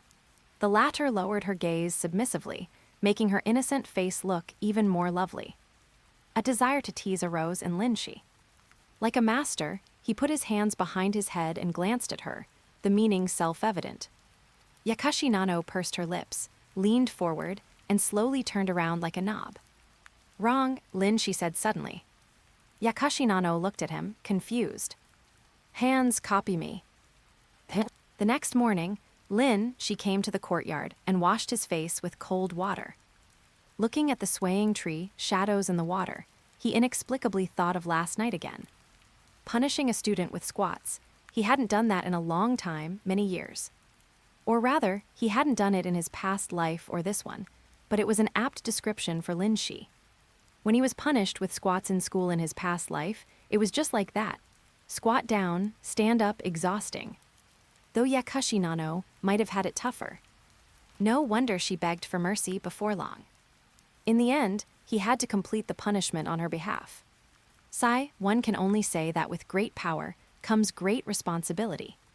Phew, she let out a long breath, and the information about participating in the Akame ga Kill world rang in his ears again. Tatsumi is really working hard over there. Speaking of which, the first death plot is about to happen, right? She recalled, remembering that the first person to die in Night Raid was a purple-haired girl with glasses. Seemed like her name was Shiel. The quiet type, very pretty, and the kippa-wearing glasses girl really hit Shi's soft spot. It's such a pity she died. Shi thought to himself, I'd better change her fate. After breakfast, Shi sent Uchiha Sasuke to school as usual. At noon, he went to pick him up for training. He originally wanted to bring Hyuga Hinata along, but it seemed that his visit yesterday had displeased Hyuga Hayashi. Today, a member of the Hyuga clan came early to take Hinata away. Hyuga Hinata waved goodbye to Linshi with longing eyes. Eat well, okay, Linshi instructed. He wasn't surprised by Hyuga Hayashi's actions. Big clans, after all, naturally want to be as stable as old dogs, seeking a flow of Hokages, an ironclad aristocratic family. Hyuga Hayashi was a conservative, typical of the Konoha noble mindset. naturally wanting to cherish his reputation. How could the naturally evil Uchiha get close to the daughter of the Hyuga main family? I hope Hyuga Hisashi can give me a satisfactory answer. Brother Linshi, what are you saying? Nothing. Linshi smiled and held Sasuke's hand. Let's go. Time flew by until evening. Inside the Uchiha residence, Linshi checked the time and felt it was about time. He opened the chat group and clicked on the Heavens Travel function. Currently traveling to the Akame ga Kill world. The current world time has entered a state of stagnation. Have a pleasant trip. Once bitten, twice shy. This was Linshi's fourth time traveling through space and time, so he was naturally familiar with the process. Soon, the scenery before his eyes changed. In a pitch-black forest, a brown-haired youth at his side was holding his breath. Sensing someone behind him, Tatsumi immediately became alert. He thought it was an enemy, and his hand quickly pressed on his sword, but upon seeing who it was, he turned to astonishment. Mr. Linshi. It really is Mr. Linshi. Tatsumi breathed a sigh of relief and asked in confusion, "Why are you here, Mr. Linshi?" "Didn't I say I'd teach you ninjutsu last time? I just happen to have some free time now." "So that's it." Tatsumi looked pleasantly surprised. "Wait until I take care of the target." Saying this, he jumped out of the bushes and, with a few quick slashes, killed the guards along with the target. After finishing, he wiped the blood off his face. "All right, Mr. Linshi, let's go back. I can introduce you to the others in Night Raid." "No rush." She looked in a certain direction. "Your companions seem to be in a bit of trouble." "That's mine and Shiel." Tatsumi's expression changed. In the dim square, only the streetlights shone with a faint light, illuminating two shadows sprinting by. It was Mine and Shiel, who had just finished an assassination mission and were on their way to evacuate. But suddenly, a figure descended from the sky, blocking their path. An enemy. Mine's eyes turned fierce. I didn't sense her approach at all just now. Shiel said vigilantly, "Mine, be careful. This person is not on the same level as the Imperial Guards." The girl with long brown hair, wearing a green guard uniform, took out a wanted poster. Exactly the same as the wanted poster. Confirmed, it's the Night Raid member Shiel. Judging by the Tegu, the one next to her is also a Night Raid member. It was worth me lurking every night waiting for you. She raised the wanted poster, the corners of her mouth curling into an exaggerated arc. "I am Suryu Ubiquitous of the Imperial Guard. Now, in the name of justice, I shall judge evil here. Strike first." Mine immediately raised her Tegu cannon and fired a barrage. Bang, bang, bang. After firing dozens of shots in one breath, Mine stopped, panting slightly. Did I take care of her? She stared intently at the smoke in the distance. When it cleared, she found Suryu still standing there, with a huge, standing white muscular dog in front of her. The dense bullet, holes on its body healed in an instant. "Mine, that's a Tegu," Shiel reminded her. "It seems so, and it's a biological type Tegu. This is trouble." Mine immediately felt it was going to be difficult. Unless the core of a biological type Tegu is destroyed, it cannot be disabled, and it would easily drag them into a war of attrition. Unfortunately, they were right in the Imperial capital, and guards would arrive soon. It would be hard to leave by then. But if we don't deal with this guy, it seems we won't be able to leave anyway. Mine took a deep breath, meeting Suryu's eyes filled with fighting spirit. "Karo pray," Suryu ordered. The 3-meter-tall muscular dog rushed toward the two, opening its bloody mouth, the 3 circles of fangs inside resembling a meat grinder. Shiel's eyes narrowed. She raised her Tegu scissors and charged, spotting an opening to severely injure Koro and knock it to the ground. She didn't stop for a second and rushed toward Suryu. A Tegu is just a tool. As long as I take out the user, it will stop immediately. "Go, Shiel." Mine cheered her on. Seeing Koro immediately recover and prepare to go back to support, she fired to distract it. "Hey, big guy, your opponent is me." Seeing Shiel attacking, Suryu wanted to fight, but considering the Tegu in her opponent's hand, she chose to avoid the fight. "Anyway, as long as I drag both of them here, I'll definitely win." But would Shiel give her that chance? Having performed countless assassination missions, She knew that in a decapitation strike, the greatest fear was complications arising from delay, so she prepared to use her ultimate move to end the battle quickly. Esdeath. The scissors in her hand instantly released a brilliant light, blinding Saryu. She actually has a skill like this. Saryu felt something was wrong. The moment her vision vanished, she crossed her arms in front of her and retreated. The armor luckily blocked the first strike, and at the same time, the blinding light vanished. Recovering her vision, Saryu immediately blocked the second fatal strike, followed by the third, fourth. Her own strength is also quite strong. Sheil felt it was tricky. It seemed she wouldn't be able to take her down in a short time. She could only hope Mine could hold out a little longer.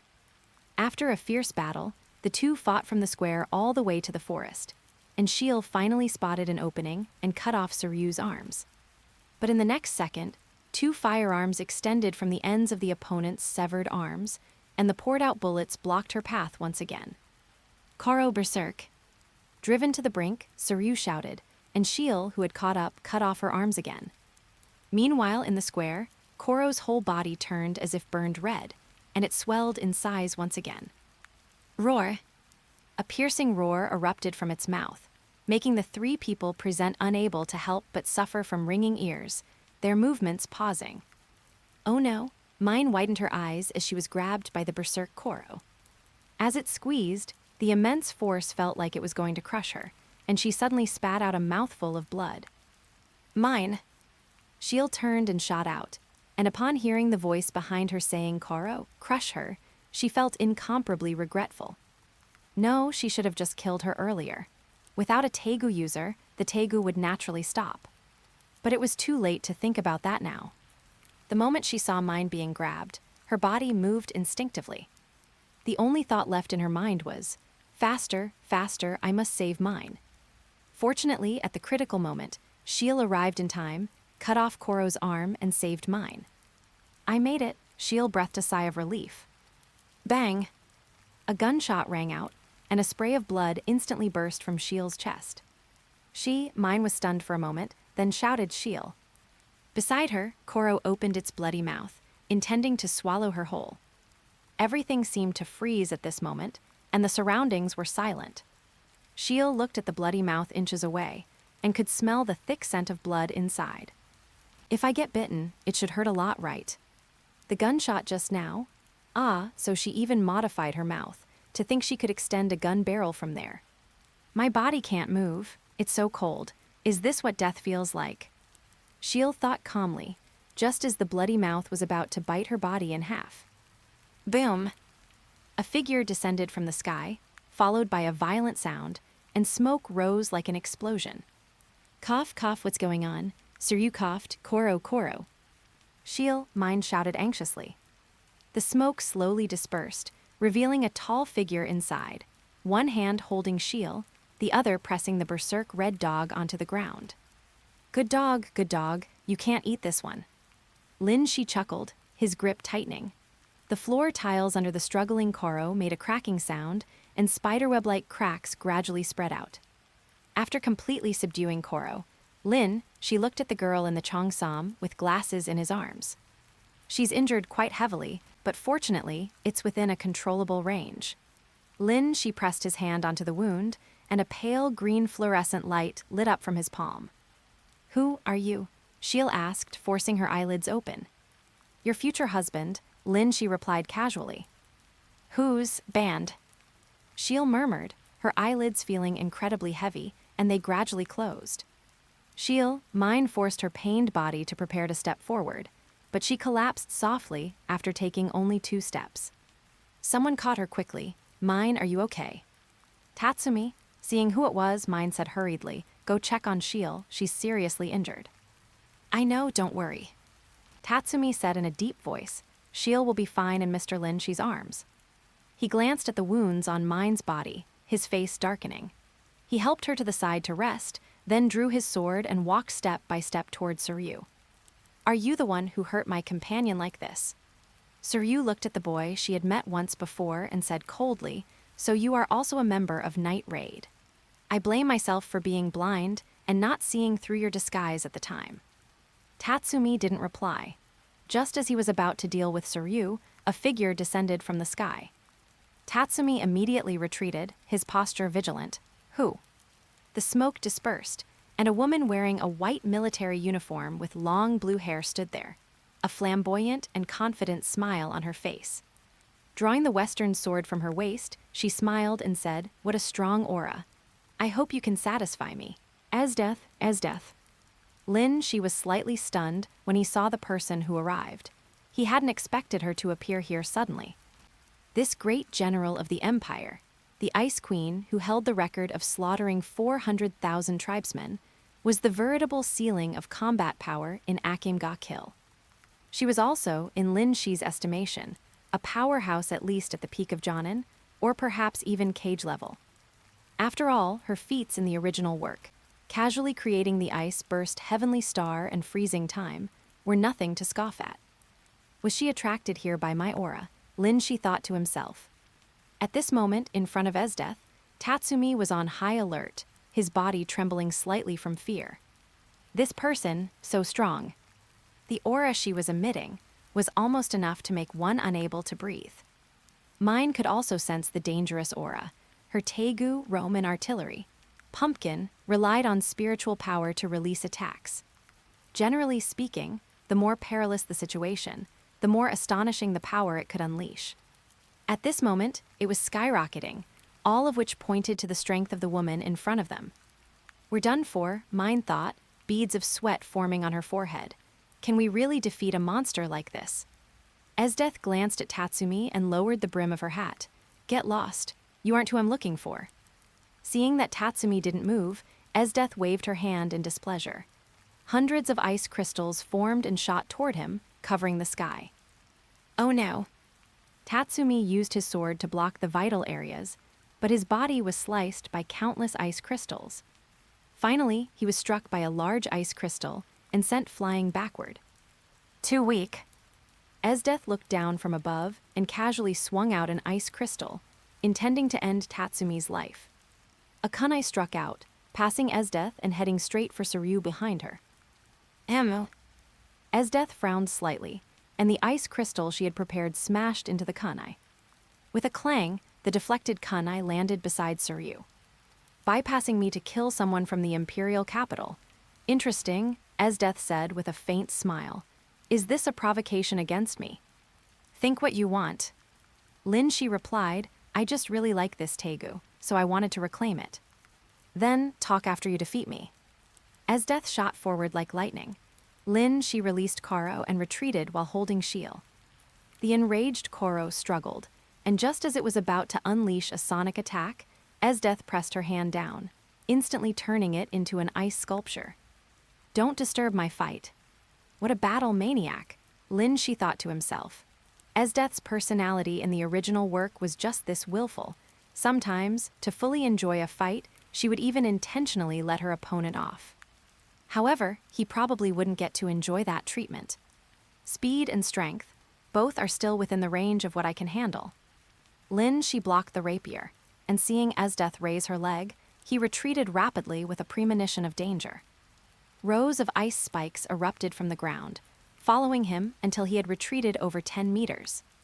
Her ability to control ice is very skillful. Her attack power is indeed at the peak of Jonin, while other aspects are at the mid-Jonin level.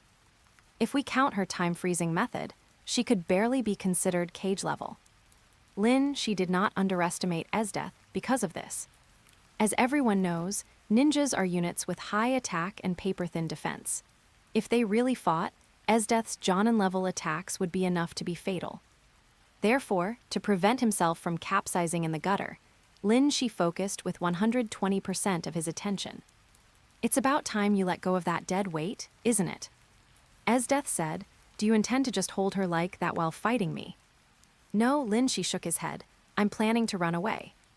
Run away? A curve appeared at the corner of Esdeath's mouth. Do you think you can escape from my hands? Lin Shi stopped healing Shield and placed her to the side. I'm in a hurry. I'll finish you in a minute. He clenched his fists and said in a low voice, it's rare to find a suitable opponent. I might as well test what I'm capable of. Finish me in a minute. Esdeath was slightly stunned, then burst into laughter. Interesting. If you can do it, then come and try. She took a step, and his figure vanished from the spot. So fast, Esdeath's pupils constricted. No, this feeling is more like vanished. Ah. The next second, a scream came from behind her. Esdeath turned her head to look, and she had appeared beside Soryu, using a kunai to slit her throat. You. Esdeath let out a breath. You've really made me a little angry. She looked at her and took a deep breath. Fire release, great fireball technique. A 10-meter-high fireball erupted from his mouth, the rolling heat wave rushing toward her. An ice wall rose up in front of Esdeath, blocking it completely. Are you also a Tegu user? Esdeath asked with interest as she looked at the 10-meter-high fireball. However, the answer she got was Shi's whip kick. Kicking the ice wall to pieces, she used the momentum to spin in midair and kick toward Esdeath. Bang! Esdeath blocked it with her arm, then grabbed Shi's ankle with her other hand. Her palm began to freeze, gradually icing over Shi's thigh. Before she could even feel proud, a second Shi appeared, stabbing at her from behind with a kunai. Two of them. Esdeath was a bit bewildered. But her combat instincts remained. An ice shield condensed out of thin air behind her, blocking the attack. She looked in front of her, and the Shi that had turned into an ice sculpture in her hand went bang and disappeared into a puff of smoke. What is this? Esdeath couldn't understand what was happening at all, but she began to get excited. Interesting, too interesting. Shi threw kunai from all directions, covering the entire battlefield. He used the Flying Thunder God technique to attack from tricky angles several times, but all were blocked by Esdeath. Come, let us slaughter to our heart's content. Esdeath laughed loudly. As expected, although I am also cage level, I lack a decisive trump card. Shi thought quite helplessly. The two major combat powers that helped him reach cage level were the Sharingan and the Flying Thunder God. Neither possessed powerful attack methods, so his combat style was more inclined toward kiting. Generally, he would cast an illusion, letting the opponent fight wits with the air, and if that didn't work, he would slowly wear them down using the Flying Thunder God. A quick victory was still a bit of a stretch for him. If only I had the Manjikayo, whether it was Amaterasu or Kamui, it could make up for the awkwardness of my insufficient attack power, Shi thought. What's wrong? Didn't you say you wanted to finish me within a minute? Esdeath said, 40 seconds have already passed. You're about to run out of time. She was somewhat glad to have this fight with Esdeath. It helped him recognize his current situation and his future direction. Let's end it with that move. Shi raised his hand, and a fireball emerged in his palm, filled with violent wind inside. Fire spiraling sphere. The two rushed toward each other simultaneously. Because Esdeath was holding a rapier, she stabbed Shi's shoulder first. Blood gushed out, causing a flush to appear on Esdeath's face. At the same time, Shi's fire spiraling sphere also reached toward Esdeath, but just as it reached halfway, an ice shield appeared in front of her again. Got you, Esdeath said, looking at the rapier piercing his shoulder, and licked her lips. She had already decided to capture this guy and keep him as a pet, whipping him daily to please herself. Interesting guy, I won't kill you, before I get tired of playing with you. However, the next second, the figure in front of her suddenly vanished. Teleported again? What a troublesome ability. Esdeath thought to herself. She had already confirmed there were no kunai behind her, so she wasn't worried that the next attack would be too fast for her to react. Her mind was thinking about how to restrict him from continuing to teleport. Otherwise, it would be hard to capture him alive later. Suddenly, the thoughts in her brain all turned into a void, leaving only the warning of her intuition. Esdeath's hair stood on end. Behind her was cold yet scorching heat. Flying Thunder God, second stage. She suddenly appeared behind her, the rotating fireball in his hand smashing fiercely onto her back. Esdeath's body, which was still moving forward due to inertia, was abruptly stopped and slammed heavily onto the floor. With a bang, the floor cracked, and earth and stones flew everywhere. Night raid, bang. The fire tornado ball pressed against Esdeath's back and exploded with a roar. Violent wind blades, carrying the flames, instantly engulfed her. Mine and Tatsumi, who were nearby, were dumbfounded. They hadn't expected Mr. Lin Shi, who had just been at a disadvantage, to suddenly turn the tables and kill her. Don't just stand there. Mr. Lin Shi instantly appeared behind the two, striking each with a palm and directly using Flying Thunder God to transfer them. Immediately after, he took the miniaturized Koro, picked up Shiel, and disappeared from the spot. When the Imperial Capital Guards arrived, they only saw a raging fire tornado in the square. For a moment, they were surprised and hesitant, not daring to approach. But soon, the tornado was frozen section by section, shattered, and turned into a sky full of ice powder, sparkling as it fell. Esdeath emerged from it, covered in dust and looking disheveled. General Esdeath! The guards exclaimed in utter shock. They had chased the night raid members here, and hadn't expected Esdeath to be here too. From the looks of it, she seemed to have fought with the night raid members. The guard captain hesitated repeatedly, then said with a fawning smile, "I never imagined General Esdeath would have to personally come out to eliminate the culprits. We are ashamed." Esdeath glanced at him and said indifferently, "I didn't kill anyone." "Didn't kill anyone?" The guard captain was stunned. "What do you mean?" "They escaped." "What?" The guard captain exclaimed in surprise. "You let them go." Esdeath looked at him, her cold gaze full of oppressive power, forcing the guard captain to lower his head. After a moment she said, "I lost." Leaving only that sentence, ice pillars rose from beneath Esdeath's feet, and she jumped onto the back of a flying danger beast and flew away, leaving a group of guards to digest the shocking news. Lost, the guard captain mumbled. That Esdeath, the Empire's strongest general, the Ice Queen who massacred 400,000 foreign tribes, lost. What a joke. The guard captain staggered twice, almost falling. Sweating profusely, he said, "No, I must report this to the minister and the emperor." Captain. The guard captain directly left everyone and ran towards the imperial palace. Deep in a forest, where cliffs were steep, lay the night raid's main base. At first glance, it seemed unremarkable, but it was actually a hidden haven. The inside of the hard rock wall had long been hollowed out, creating modern rooms, bedrooms, kitchens, and training rooms, everything one could need, truly a secluded paradise. In the main hall, all night raid members had successfully returned from their mission, except for the last three. Tatsumi is so slow, Iyasu yawned. And mine and Shiel. Seiya worried, they should have been back by now, but for some reason I have a bad feeling.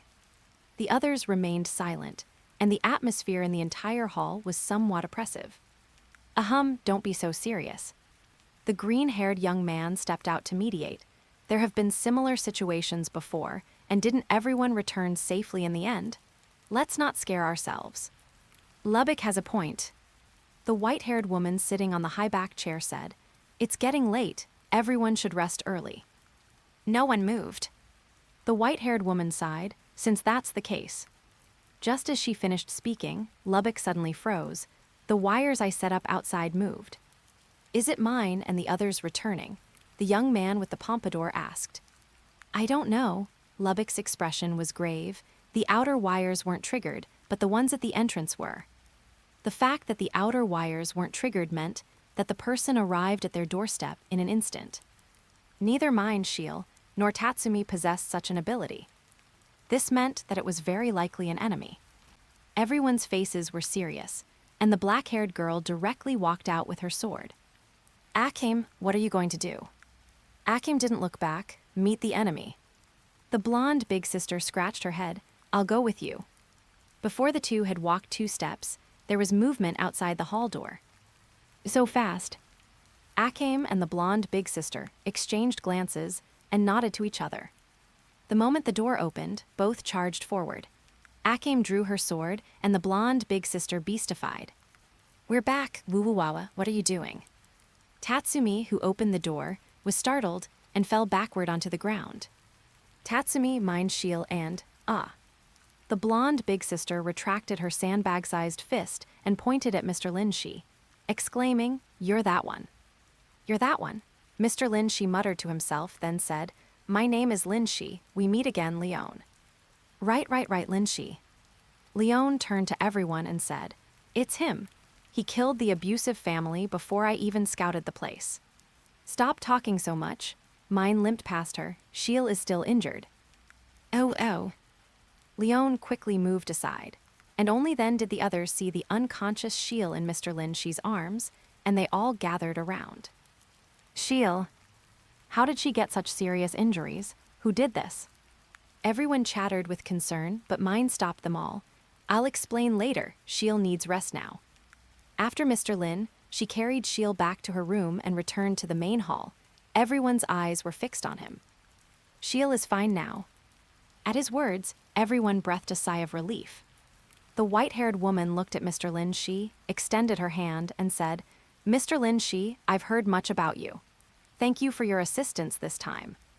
She had already heard the situation from Mine. She hadn't expected so many things to happen on the way, and for Esdeath to even appear.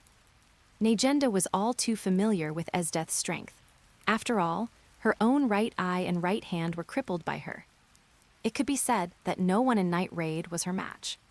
If Mr. Lin Shi hadn't intervened, perhaps 3 members would have been lost today. Negenda, who always valued relationships, genuinely thanked him. Moreover, Mr. Lin Shi was an important partner of Night Raid, and now that he had shown impressive strength, this relationship should be carefully maintained.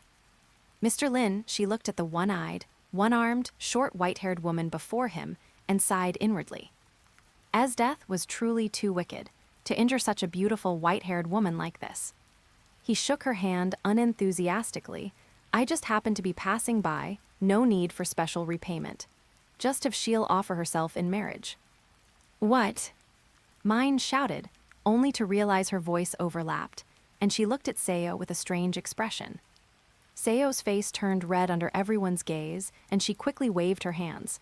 I mean, for something like that, you still have to ask Sheil's opinion. If she's unwilling, you can't force her, right?" The more she spoke, the redder her face became. She lowered her head, her voice as faint as a mosquito's. 6 people sharing a room. Mine glanced at the blushing Seo, then turned to face Lin Shi, her pretty face cold. "No, I don't agree. Even if you are a lifesaver, you can't use something like this to threaten us." Sheil had been injured to save her, and was currently lying in a hospital bed. Yet this man had actually started plotting against her body. He was simply a pervert, a lecher. She would never hand Sheil over to a man like this. She would be the one to protect Sheil.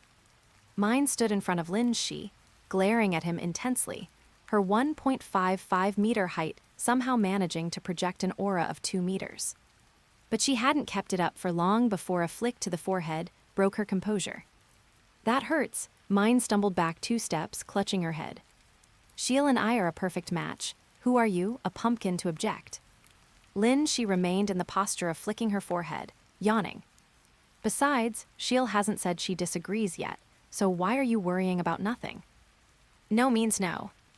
Mine's eyes welled up with tears from the pain, but she glared at him stubbornly, a growl like a mother beast protecting its cub rumbling in her throat.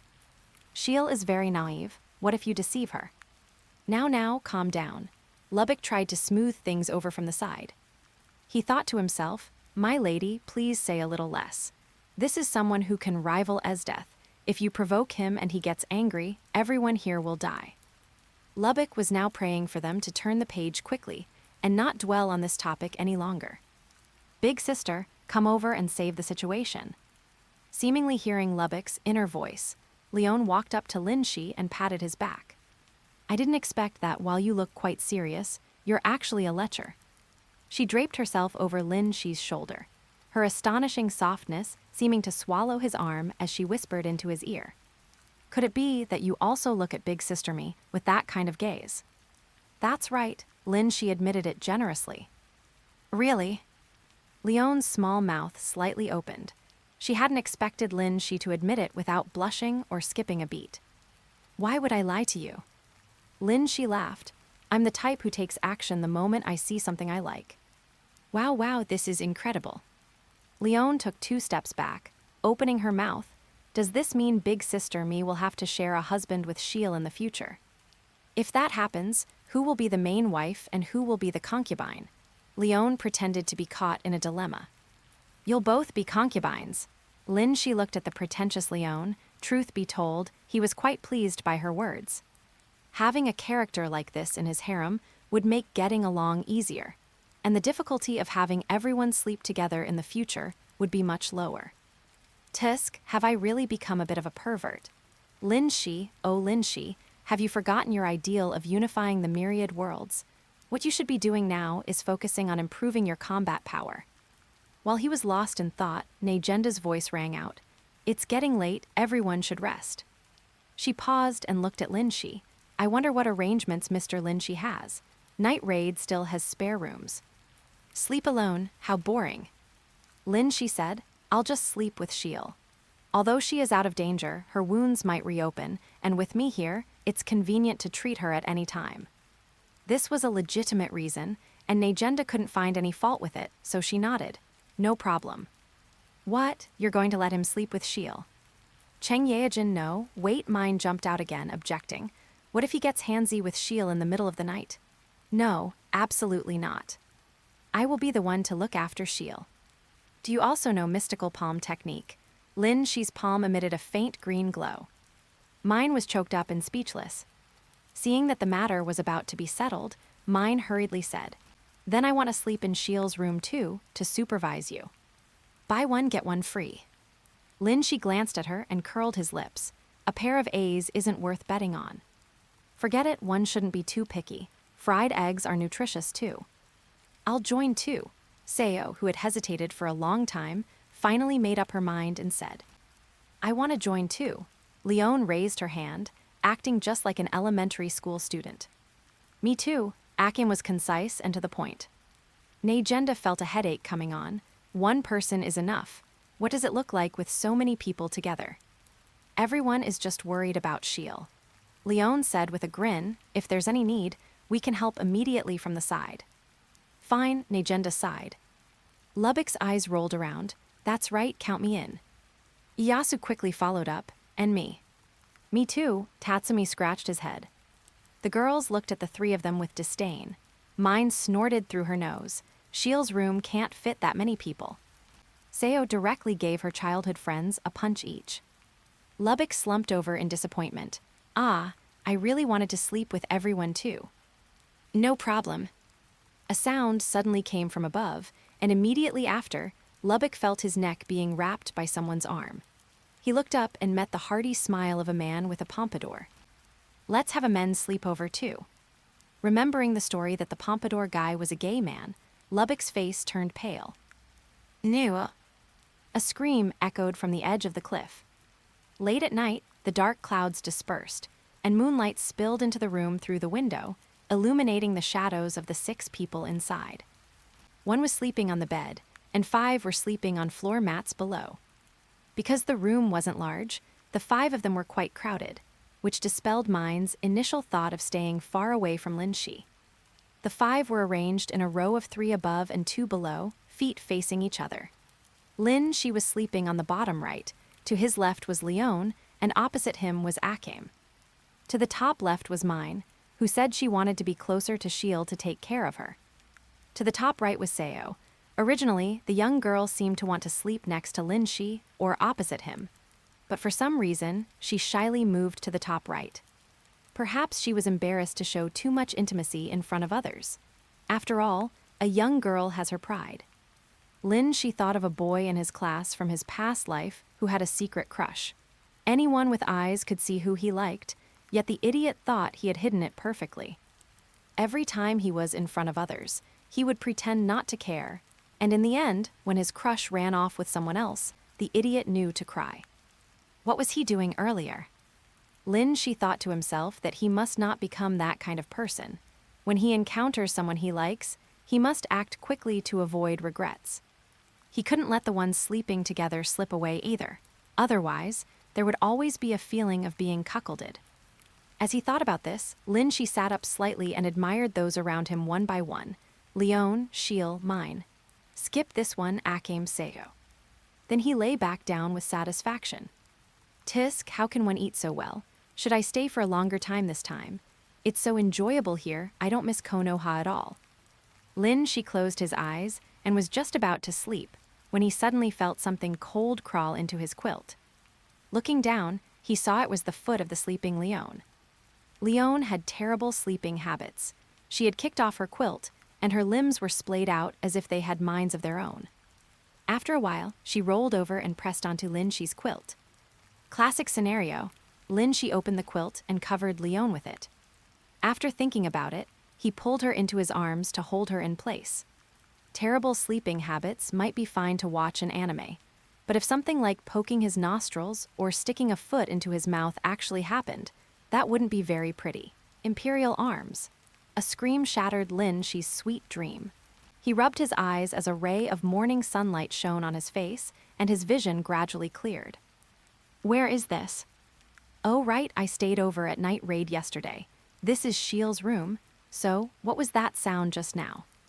He looked up slightly and saw Mine standing there in her nightgown, pointing at him, unable to utter a single word for a long time.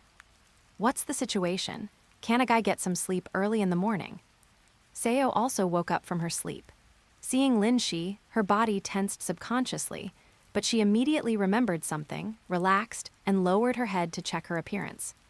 Mine, keep it down, Akim said, rubbing her eyes. Shiel is still sleeping. Mine hurriedly covered her mouth, glaring at Lin Shi, and squeezed words out through her teeth. Look at this. I told you he was a dangerous element. He's already made a move on Leon so quickly.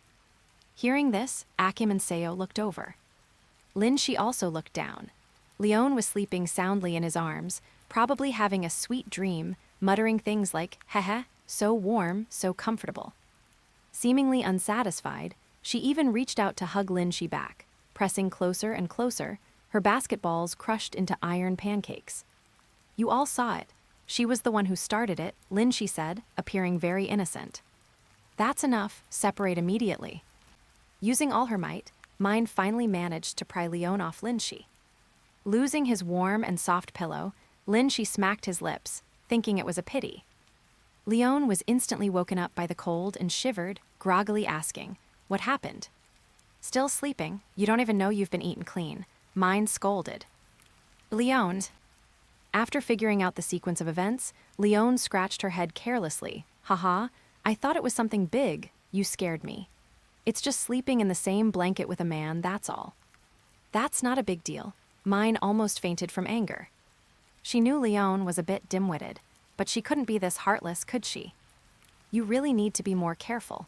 Today you're sharing a blanket. I don't even dare to imagine what you'll do tomorrow, she huffed. It's fine, it's fine. Leon put her arm around Lin Shi's shoulder. Who's the one losing out is uncertain, right? What do you say? Lin Shi glanced at her sideways. Is that the reason you were pretending to sleep last night? Leon stopped talking, and her smile gradually faded. He knew I was awake last night. Leon covered her face, threw herself backward as if having a sudden seizure, and kicked her legs around wildly. Stop acting crazy here, Mine said, stepping back. Amidst the chaos, a faint murmur caused everyone to fall silent in unison. So noisy. Shiel rubbed her eyes, sat up from the bed, and squinted at everyone. Everyone. Shiel. Mine was the first to react, rushing over. Are you okay? Is there anywhere else you feel uncomfortable? I'm fine. Why is everyone sleeping in my room? Shiel asked, confused. Akim handed her a pair of glasses, because we were very worried about you. Worried about me? Shiel put on her glasses and paused, yesterday's memories gradually surfacing in her mind. She subconsciously looked at her chest. I remember, wasn't I shot? Why is there no wound? As she spoke, she seemed to remember something. Right, it seems. Husband saved me. Husband, Mine shrieked. That's right, it was me. Lin Shi jumped out and nodded. The other three were also confused. Why did Shiel call Lin Shi husband as soon as she woke up? Mine was dumbfounded. Shiel, you don't have a fever, do you? You are calling him husband. Seeing the person Mine was pointing at, Shiel tilted her head in confusion. Is his name not husband? So it was that husband. Everyone understood, and while Mine breathed a sigh of relief, she also huffed angrily. He really is a pervert, actually telling a girl his name is husband. You've got some skills, Leon patted Lin Shi on the back, laughing.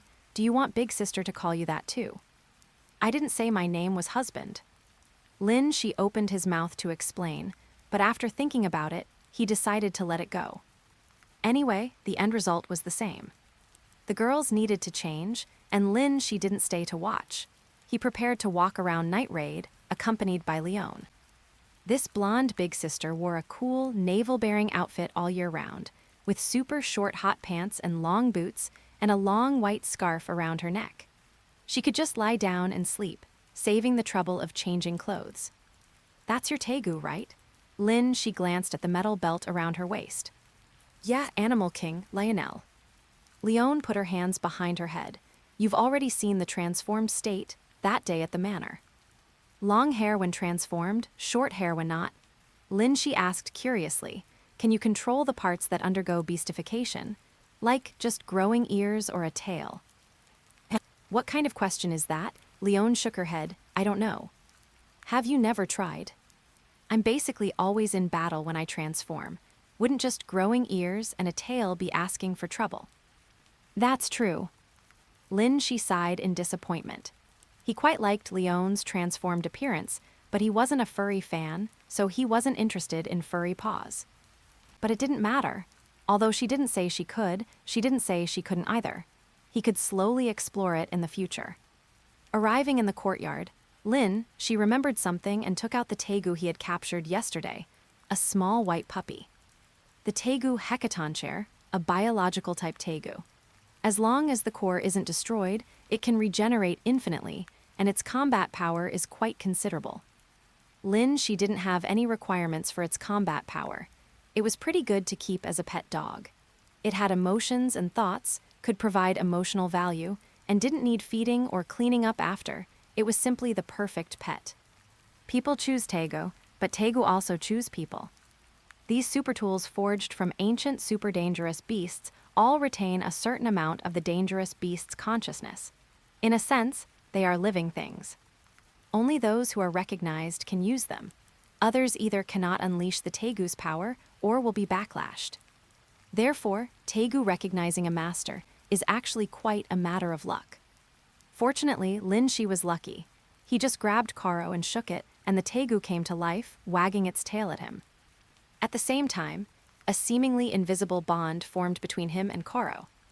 A magical feeling, Lin Shi commented, looking at Karo. Koro's shake. Woof woof, Koro raised its paw and shook. Good dog, good dog.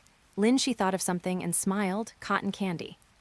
Koro immediately curled into a ball, leaving only its soft white outer skin rolled into a sphere. Leon watched Lin Shi playing with the dog and became interested too. She squatted down and said, Tusk, tusk, tusk. Koro glanced at Lin Shi, and after receiving his nod, it pounced over. Leon scratched Koro's chin, unable to help laughing. Who could have thought such a little dog almost killed Shiel and mine? As she spoke, she rolled it into a ball and threw it like a bowling ball. Heave-ho! Koro tumbled around, and Lubbock, who had just walked out, lost his footing and was knocked over by it. Yay, perfect score. Leon pumped her fist vigorously and high-fived Lin Shi. Uchiha revival plan. Gurgle, gurgle, the water in the ceramic pot boiled. Akame, wearing an apron, opened the lid and added the ingredients one by one. A rare look of seriousness appeared on her usually natural face, as if she were performing a solemn ritual. Seo helped out, mainly responsible for chopping vegetables. Otherwise, Akame alone wouldn't be able to handle the cooking for the whole family. Lin Shi sat at the dining table, leaning back like a lord, waiting to be fed. Go, go. Mine, sitting opposite the table, waved her hand dismissively. Karo, driven away, whimpered and rubbed against Lin Shi's pant leg, returning to his feet.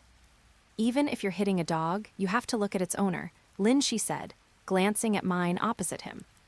HMPH, who told you to bring it in? Mine turned her head away. Seeing Koro reminded her of that night, and a chill went down her spine. Naturally, she didn't have a good impression of this Imperial Arm that almost ate Shiel. Poor little thing, come here, come here. Leon wanted to give Koro a warm hug, but before she could, Lin Shi grabbed Koro by the scruff of its neck and tossed it away. Don't spoil it too much, Lin, she said sternly. Leone blinked her eyes, covered her mouth, and teased, could it be that you're jealous of Koro? Oh my, how cute. Does big sis need to give you a loving hug too? Of course, I'm just kidding. Before she could finish speaking, Lin, she had already fallen over.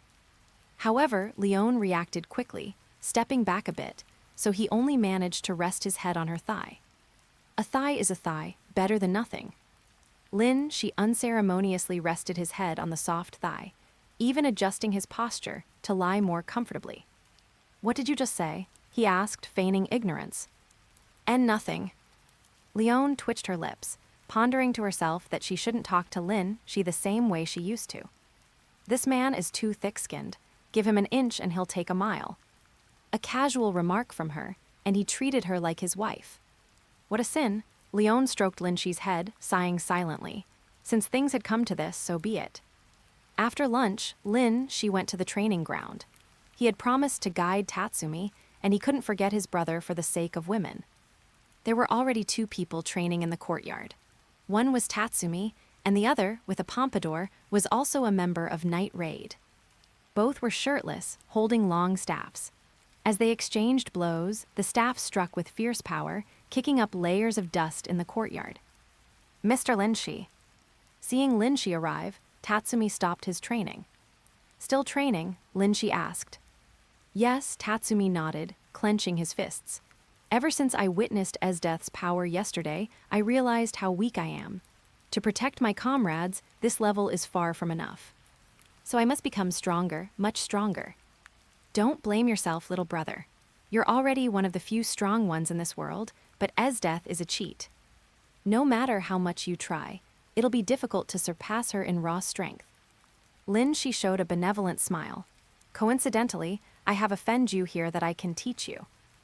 Really? Tatsumi's eyes sparkled. He had long wanted to learn Mr. Linshi's cool moves. Of course it's true. Come here. Tatsumi came forward and stood obediently. Lin, she raised his hand and placed it on his shoulder, sensing him. Just as he thought, Tatsumi had no chakra in his body, so he naturally couldn't practice ninjutsu. Fortunately, the miraculous system store could solve this problem. Lin, she directly exchanged 1,000 popularity points for a replica chakra fruit. As the name suggested, eating it would grant chakra, but because it was a replica, it probably wouldn't be much. Eat this, Lin, she said. Tatsumi was obedient and ate the fruit in a few bites. After eating it, a warm current seemed to surge through his body. It's so hot, Mr. Linshi, what is this? Tatsumi asked. SHH, don't speak, feel it with your heart. Tatsumi closed his eyes, his entire body burning. But soon, as the warm current spread throughout his body, it gradually calmed down. I feel like something is different. Tatsumi looked at his hands and feet in surprise. Of course it's different. In terms of wuxia novels, you've opened up your ren and du meridians. No, perhaps it's even more impressive. It should be opening a spiritual route, no longer immortal. Lin, she mused inwardly, then pulled a small booklet from HIS Chinese letter. From now on, practice diligently according to the methods in this booklet. Do not slack off. This line made it sound even more like a scene from a Xianxia drama, where a master takes on a disciple. Yes. Tatsumi excitedly took the booklet, holding it carefully in his hands as if it were a precious treasure. His gaze burned as he stared at the 4 large characters on the cover, 8 gates. With Lin Shi participating in the plot, the members of Night Raid should not die in the future, and Tatsumi will no longer have to cry over looted Imperial Arms, nor obtain the Imperial Arm demon armor. Incursio. However, without an Imperial Arm, his combat power would drop significantly. This chakra fruit and 8 gates can be considered Lin Shi's compensation. He couldn't help but chuckle at the thought of Tatsumi opening the 8 gates and kicking his opponents in the future. After dinner at Night Raid, the time for traversing worlds ended. Lin Shi returned to the Uchiha mansion. It was also night there. He yawned and fell into a deep sleep on the bed. He woke up the next day, stretched, and sighed at the empty quilt beside him. Indeed, it's easy to go from frugality to luxury, but difficult to go from luxury to frugality. Sleeping alone used to be fine. but now without a soft, delicate body beside him as a pillow, he felt an emptiness in his heart. Woof, a bark from the side, caught his attention. Koro stood there, its black, soybean-like eyes staring at him unblinkingly. Of all things, you useless one followed me back. She pinched its cheek and got up to wash. A splash of cold water on his face made it red, but the cool chill also rushed through his pores to his brain, making him somewhat clearer.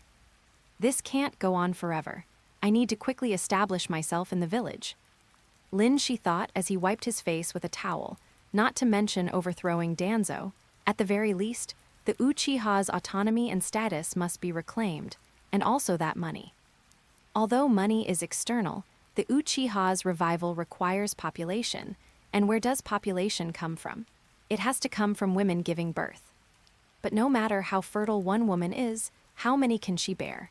So to revive the Uchiha, marrying just one wife is not enough. One must marry many and have many children, and the expenses for this will undoubtedly be high. At breakfast, Shi told Uchiha Sasuke his thoughts. When he heard that the Uchiha could be revived, Sasuke seemed very excited. Then, big brother Shi, you must marry many, many wives. What, me? I only want revenge on Uchiha Itachi. I'm not interested in dating games. Uchiha Sasuke shook his head, naturally pushing the entire great task of revival onto Shi, feeling the heavy responsibility on his shoulders. Shi sighed, so it's not that I'm lustful, but the pressure is there, forcing me to be lustful. When to fly? After returning from the world of Akame-ga-Kill, Shi enjoyed a rare few days of peace and quiet. Every day, besides taking Nichuzi to and from school, he would brag with his group mates, and in the evening, he would guide Yakashi Nano through some endurance training. Life was quite pleasant. This is the life of an immortal, she stretched lazily. I really wish it could stay like this forever. However, he knew in his heart that this was impossible. Once he took over as the Uchiha clan head, he would be busy for quite a while. Hasn't Hyuga Hizashi come to find me yet? Although Shi was a bit puzzled, he didn't care much. After the caged bird curse mark was removed, it would be difficult for Hyuga Hizashi to maintain his standing in the Hyuga clan. Once discovered, there would be only two paths before him, either death or being branded with the caged bird curse mark again. The former could be ignored, so there was actually only one path to take: to be chained up again and return obediently to the cage. But how could a bird that has tasted freedom be willing to return to a cramped birdcage? Therefore, Shi never worried that Hyuga Hizashi would turn against him. No matter the process, the result would surely be what Shi wanted to see. Inside the vast Hyuga clan estate, 3 people sat silently on square cushions, in a deathly hush. After a long time, the Hyuga elder sitting at the head of the table spoke in a hoarse voice. So, Konoha's meaning is that they want to hand you over. Hyuga Hayashi paused, then nodded silently. The atmosphere fell into oppression once more. The elder closed his eyes, unable to say another word. The previous night, people from the hidden cloud village had infiltrated Konoha to kidnap Hyuga Hinata. In his desperation to save his daughter, Hyuga Hayashi killed them. Unexpectedly, the Raikage turned the tables and demanded an explanation from Konoha, or else they would go to war. Not long after the Third Ninja World War ended, Konoha had suffered the 9-tailed incident followed by the Uchiha massacre. Its vitality was severely damaged, making it like a battered small boat in a storm, unable to withstand any more turmoil. Let alone going to war with a ninja village like the Hidden Cloud Village, which was backed by a great nation. The higher-ups, with the attitude of settling matters peacefully, approached the Hyuga clan and subtly asked them to hand over the culprit. That is Hyuga Hayashi. The prestigious number 1 clan of Konoha was actually expected to push their own head to his death despite being blameless. How ridiculous! The Hyuga elder opened his cloudy eyes and looked at the silent young man below. Hizashi, what is your take on this? Hyuga Hizashi lowered his gaze submissively. We should discuss it further with Hokage-sama. Perhaps there is still room for maneuver. The Hyuga elder frowned. What if the hidden cloud side refuses to budge? Hyuga Hizashi said nothing, or rather, his silence spoke volumes.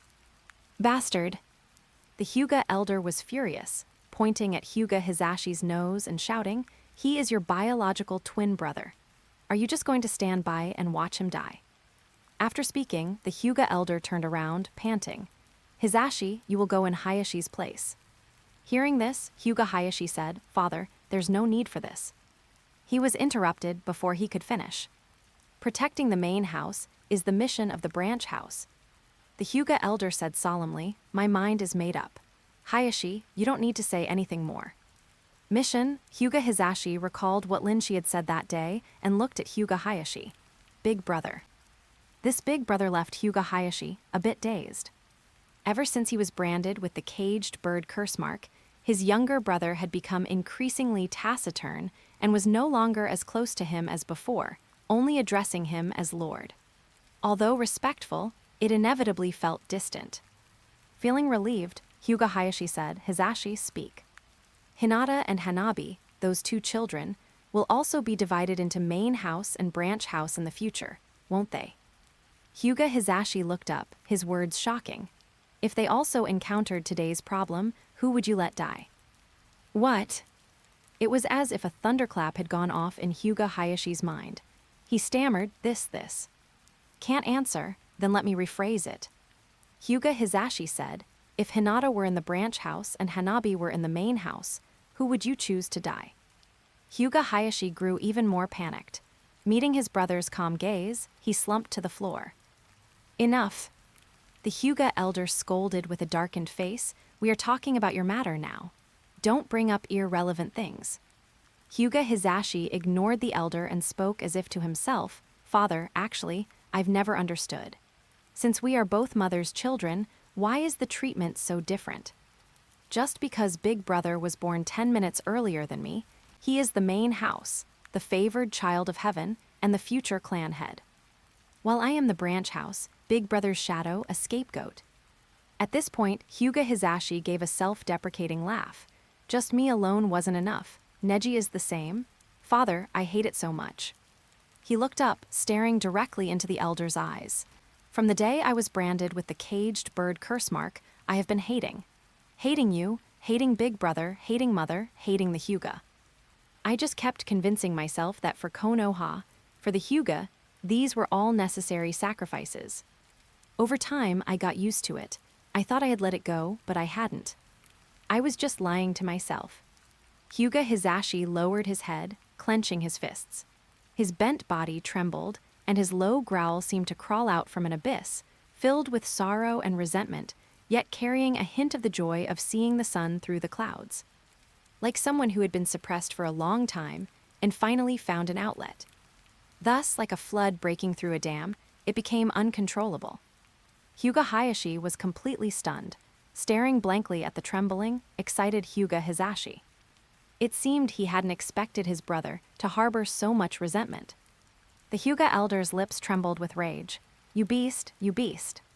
He raised one hand and formed a seal all too familiar to the three present, preparing to trigger the caged bird curse mark to teach his stubborn younger son a lesson. "Father, don't." Hyuga Hayashi tried to stop him, but it was too late. "Huh?" A powerful syllable escaped the Hyuga elder's mouth, but in the next second, something terrifying happened. Hyuga Hizashi, who should have been in agonizing pain under the caged bird curse mark, sat there calmly as if nothing had happened. "Yuzu." The Hyuga elder pointed at Hyuga Hizashi, stammering and unable to speak, as if he had seen a ghost. Hyuga Hayashi also looked at his brother in surprise. Only Hyuga Hizashi's expression remained normal as he slowly raised his hand to untie his forehead protector, revealing a clean forehead. How is this possible? The Hyuga elder's eyes nearly bulged out. "You removed the caged bird curse mark? You actually removed the caged bird curse mark. How could you? How dare you?" Ignoring his fuming father, Hyuga Hizashi looked at Hyuga Hayashi, his tone as calm as if he were discussing a trivial matter. "If it were before, I probably would have chosen to die for you, not as the branch house for the main house, but as a younger brother for his older brother. But now, I can't lie to myself anymore."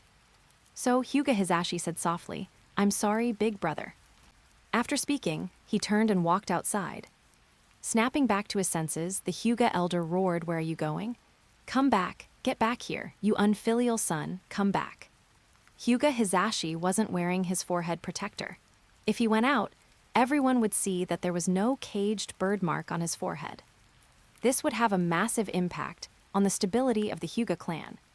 So the Hyuga elder tried desperately to stop him, even using his authority as a father to apply pressure. But Hyuga Hizashi walked on without looking back until he pulled open the door. The morning sunlight streamed in, the air carrying a crisp chill. Hyuga Hizashi took a deep breath, never having felt so free. He tilted his head back and spread his arms, as if he had truly transformed into a soaring bird, flying freely toward the horizon. Day difference, the Hyuga clan was in chaos. This was the news Lin-shi heard while picking up Uchiha Sasuke from school. Two women, also there to pick up their children, were chattering back and forth, piecing together the general sequence of events. "Did you hear?" "Hear what?" "The Hyuga clan is having a split right now. I heard the younger brother just couldn't stand the old clan head's favoritism anymore and wants to strike out on his own." "What? How come I heard it's because the younger brother fell in love with his sister-in-law and was kicked out by the Hyuga clan head?" "That's not right." High society gossip, mixed with a bit of family drama, for people in this era where entertainment was quite scarce, it was a bombshell. In no time at all, Lin-shi saw that most of the people there had joined the discussion. But as the rumors spread, the versions gradually began to get twisted. There were even versions where Hyuga Hizashi had fallen in love with his older brother. It was truly ear-searing. Lin-shi shook his head and thought to himself, just as I expected, Hyuga Hizashi finally fell out with the Hyuga clan. The Hyuga clan, which usually has such strict family discipline, is actually making such a scene that everyone knows about it. It seems the internal strife is truly serious. They don't even have the time to care about anything else. Just as he was thinking this, the Ninja Academy dismissal bell rang, and small figures began running out like wild horses unleashed. Lin-shi found Uchiha Sasuke and was just about to leave when a young man with pale, white eyes approached him, followed by a shy figure. "Big brother Lin-shi." Hyuga Hinata greeted him softly, her tone carrying the excitement of not having seen him for a long time. "Lord Lin-shi." The young man with the Byakugan was more respectful. "Lord Hyuga Hizashi would like to invite you to the residence for a talk." "Did my Jonin matter get settled?" Lin-shi nodded. "Let's go." The four of them arrived at the Hyuga clan territory. Along the way, people with pale, white eyes could be seen everywhere. All of them were the branch family of the Hyuga clan. When they saw the young man with the Byakugan, they greeted him one after another, but they didn't seem to care much for Hyuga Hinata, the Hyuga princess, and their attitude could even be described as cold. It seems Hyuga Hizashi has a very high reputation in the Hyuga clan. Lin-shi thought to himself, after all, the Hyuga main family was a mountain pressing down on the head of every branch family member. No one likes being branded at birth and given the mission to serve the main family, right? By comparison, Hyuga Hizashi, who was born into the branch family, could naturally evoke empathy and support from the branch family. Especially since 99% of the Hyuga clan were branch family members, this support was very evident. They walked into the Hyuga clan head's residence and arrived at the reception room, where Hyuga Hizashi, wearing a gray-blue coat, had already been waiting for a long time. "Lord Hyuga Hizashi, Lord Lin-shi has been brought here." The young man with the Byakugan bowed respectfully. "Amen, you take the two children to play first," Hyuga Hizashi said. "Yes." The young man with the Byakugan left, leaving Lin-shi alone at the door, who joked, "Long time no see, Lord Hyuga Hizashi. You are becoming more and more like a clan head." "Thanks to you." Hyuga Hizashi nodded. While pouring tea, he gestured sit. Lin-shi sat down opposite him. "I wonder if Lord Hyuga Hizashi has any good news to share with me by calling me here. Recommending you as a Jonin, does that count as good news?" Hyuga Hizashi said, drooping his eyelids. "Of course it does. Tomorrow I will submit the recommendation letter to Hokage-sama. At the latest, you can start the assessment the day after tomorrow." Hyuga Hizashi said, however, the Jonin assessment shouldn't be difficult for you. So congratulations in advance, Uchiha clan head.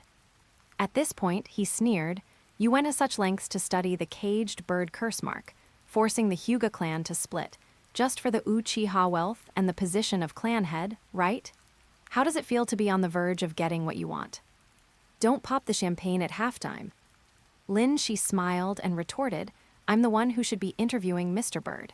How does it feel to fly out of the cage? Free, very free. Hyuga Hizashi leaned back melancholically, reached out to grab something, but his palm was empty. It's just not quite satisfying.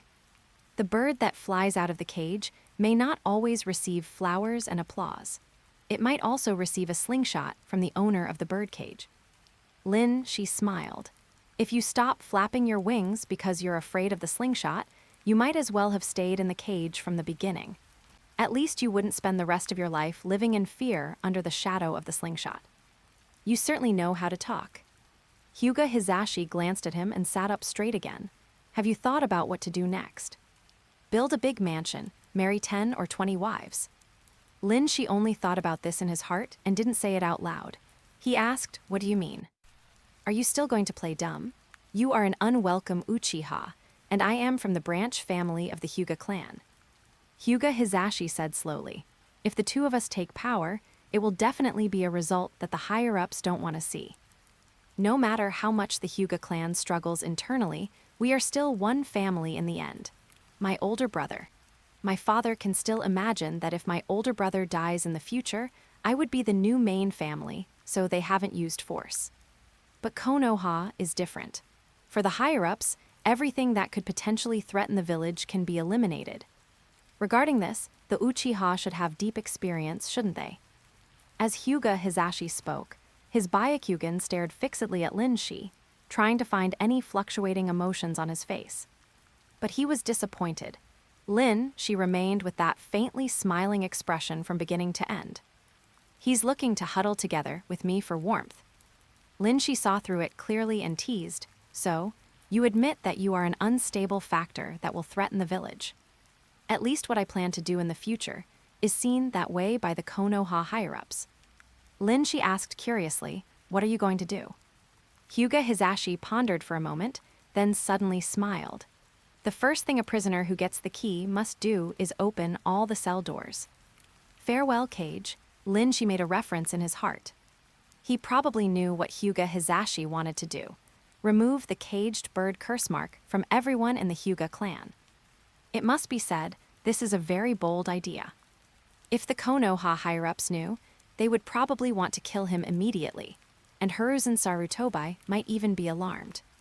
No other reason, just because the interests involved in the caged bird curse mark are too great. It is not only a tool used by the main family to rule the branch family, but also a means to protect the Hyuga clan. After all, the Byakugan does not have strict bloodline rejection like other bloodline limits, nor does it consume chakra 24 hours a day like the Sharingan, which cannot be turned off once transplanted. Plug and play, and it's powerful, so it's hard not to be tempted. It's just that the caged bird curse mark automatically destroys the Byakugan after a member of the Hyuga clan dies. So besides Konoha, other ninja villages can only watch and drool with envy.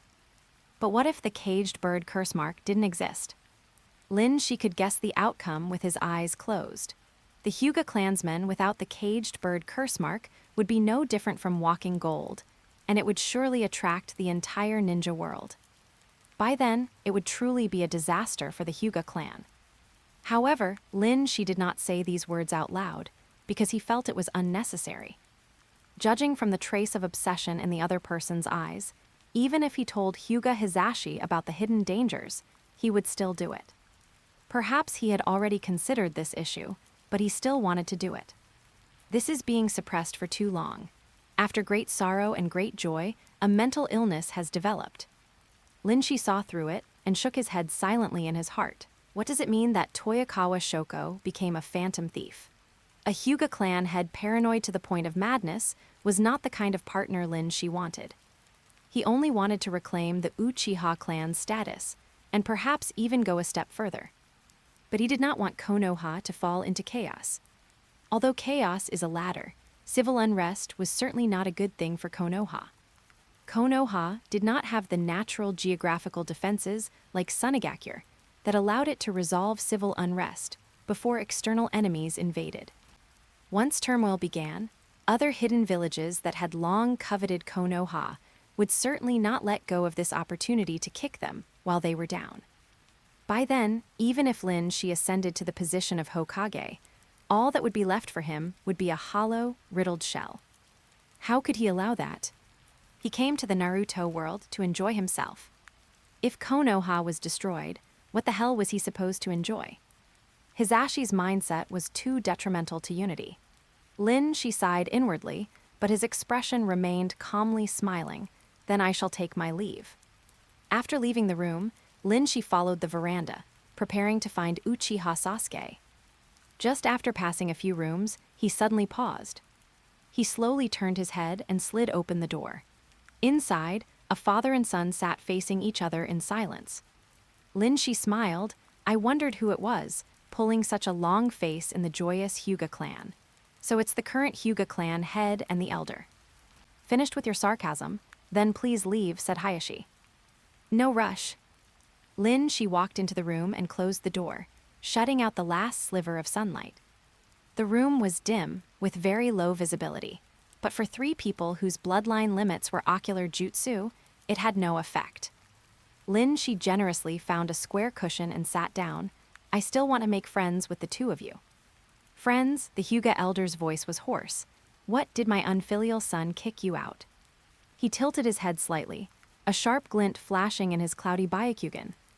Not at all. I got along very well with Hisashi. She shook his head. It's just that more friends mean more paths.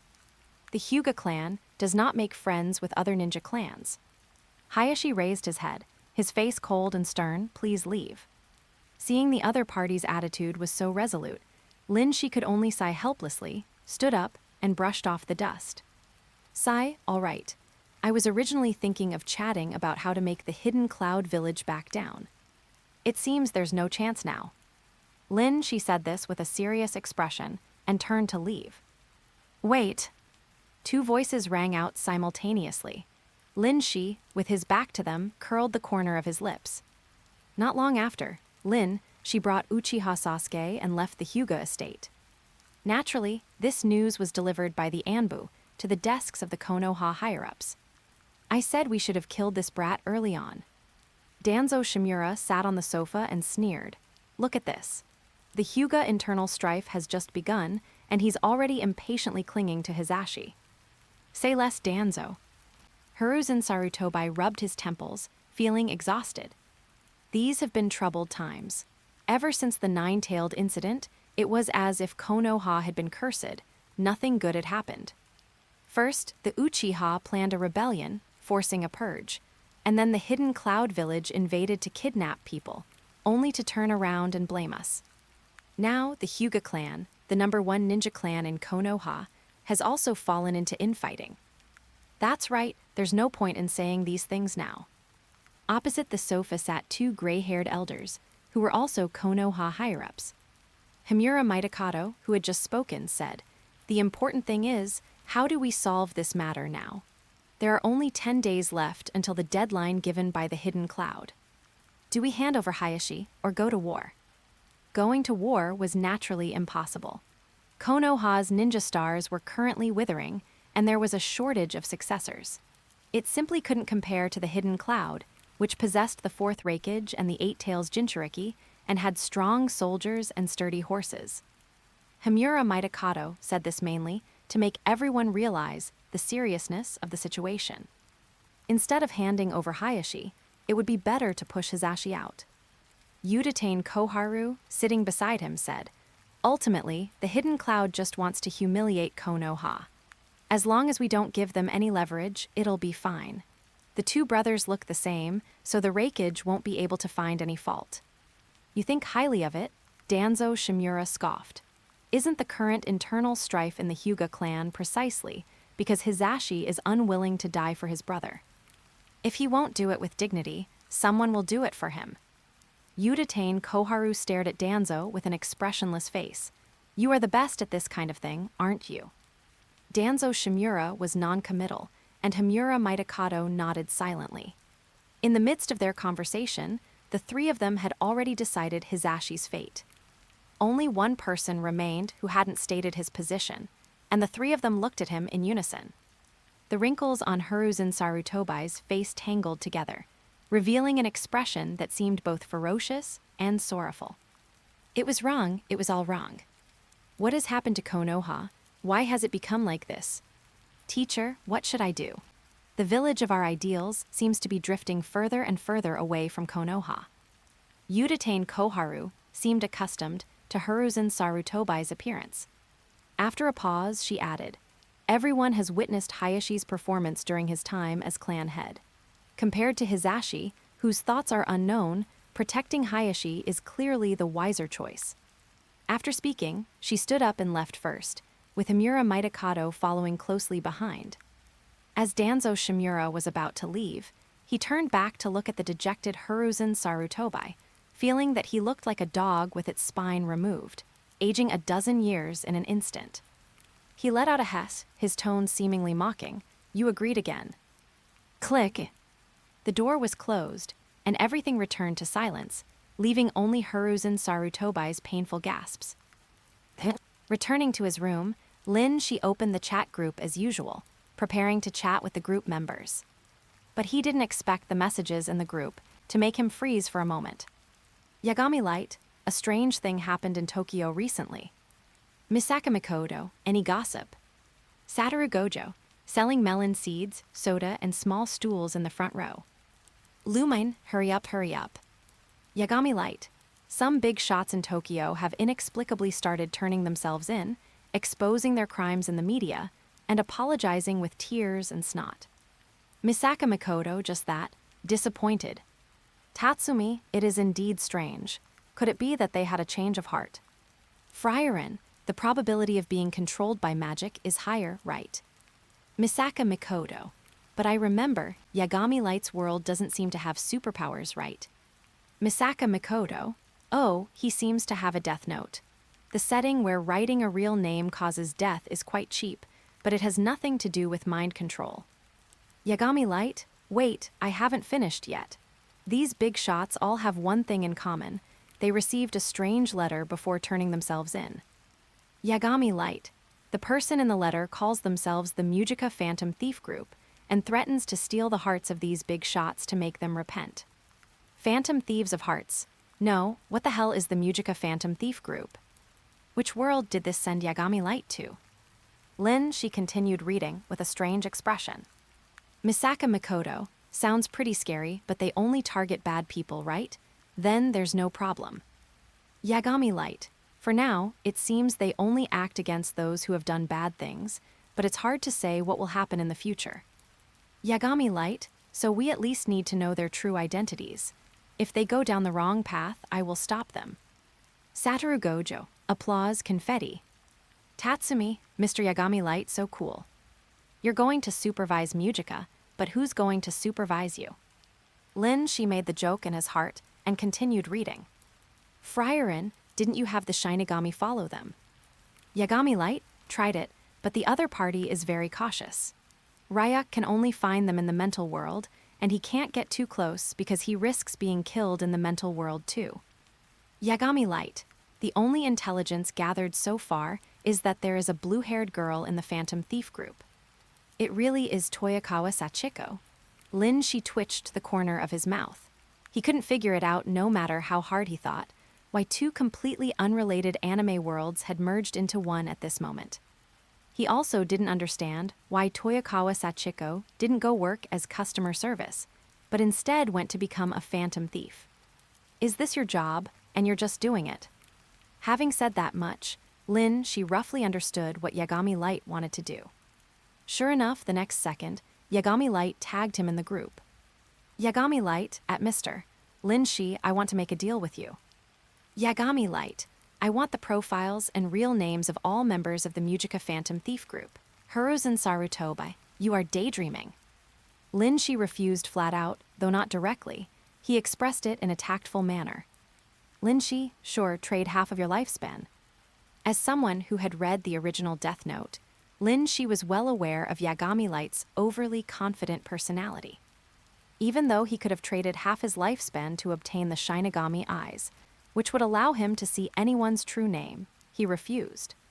His reasoning was that in the future, he would create a new world without criminals and rule over it as a god for a long time. Therefore, for Yagami Light, losing lifespan was absolutely unacceptable. Sure enough, he replied in the chat group, "Yagami Light, forget it then." After chatting in the group for a while longer, Lin Shi closed the chat group and stared at the ceiling, lost in thought. The Phantom Thief version of Toyokawa Shoko, I wonder if the others from Mujica have joined the Phantom Thief group. I should find time to go check out what's going on. As he pondered, his eyelids grew heavy. Lin Shi yawned and fell into a deep sleep. The Jonin exam came sooner than Lin Shi expected. The next afternoon, he was summoned by Hiruzen Sarutobi, along with Hyuga Hisashi. This elderly Hokage-sama sat behind his desk, wearing his conical hat and smoking a pipe, his gaze toward the two of them filled with a hint of complexity. "I received the recommendation. Lin Shi, you want to be promoted to Jonin?" Hiruzen Sarutobi asked. "Yes," Lin Shi nodded slightly. "And your reason?" Lin Shi pondered for a moment. The village is currently in a state of recovery, and it is a time when people are needed. Although the Uchiha clan has declined, we still wish to contribute to the village. Hiruzen Sarutobi nodded with satisfaction. Regardless of whether it was true or false, the attitude displayed here was correct. But for a Jonin promotion, having the will is not enough. One must also have the strength. Hiruzen Sarutobi said, "I heard you awaken the 3 Tamo Sharingan. How is your proficiency in Genjutsu? Does the old man think I'm not strong enough and wants to appoint me as a special Jonin?" Lin Shi smiled dismissively. "I believe I am qualified for this position." So confident, Hiruzen Sarutobi raised an eyebrow. "In that case, come with me." He led Lin Shi and Hyuga Hisashi toward the training ground. Things had reached this point. Lin Shi's position as a Jonin was practically guaranteed. He reflected inwardly that having connections was truly great. Generally speaking, to be promoted to Jonin, one needs to master at least 5 B rank or higher ninjutsu, with at least one being a rank, and must complete at least 100 A rank missions. That's not all. There are also reviews regarding status, family background, service record, as well as leadership and talent. Going through the whole process takes several years at the very least. Therefore, unless it is wartime, it is nothing short of a pipe dream for someone to quickly rise from genin to jonin. Not to mention the Uchiha clan, where the conditions for promotion to jonin are often much more arduous than for others. But Lin, she was very lucky to have happened upon a period where Konoha was lacking talent, and he had a recommendation from a major clan as influential in Konoha as the Hyuga clan. It was only under these various favorable conditions that he had the hope of being promoted to jonin today. Of course, the prerequisite was passing the exam, but for Lin Shi, who currently possessed cage-level strength, a mere jonin exam was not a problem. The 3 soon arrived at the training ground, where a handsome, white-haired man wearing a mask was already waiting. Kakashi headache, Lin Shi was stunned. He hadn't expected his examiner to be him. Hiruzen Sarutobi said, "I will be watching from the sidelines. Your performance from here on will determine whether you can be promoted to jonin."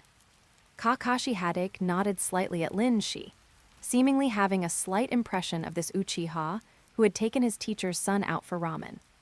"Begin," Hiruzen Sarutobi said. Lin Shi looked at Kakashi headache and noticed he showed no signs of moving. "Waiting for me to attack first." Lin Shi smiled, feeling quite moved by Kakashi headache's small act of going easy. In the original story, he was a cold and ruthless killer during his Anbu days, but he seems a bit different now. Could it be because he has met Uzumaki Naruto? Lin Shi shook his head and stopped thinking about it. What he needed to do now was attack, attack, and attack again. Swish, a kunai flew out, which Kakashi headache deflected with a short sword. However, the next second, Lin Shi grabbed the kunai flying overhead and descended from the sky, forming a fireball in his other hand. Flying Thunder God. As a student of Minato Namikaze, Kakashi Hadake knew his teacher's signature ninjutsu all too well. Seeing it again, after such a long time, caused Kakashi Hadake to lose focus for a brief moment, leading to a fatal mistake. Fortunately, the kunai had been thrown high enough. Kakashi Hadake blocked it with his arm, dispersed the force, and executed a complete escape sequence. She clicked his tongue, thinking that he really shouldn't have played around with the second stage of the Flying Thunder God just to look cool. He should have just breathed fire earlier.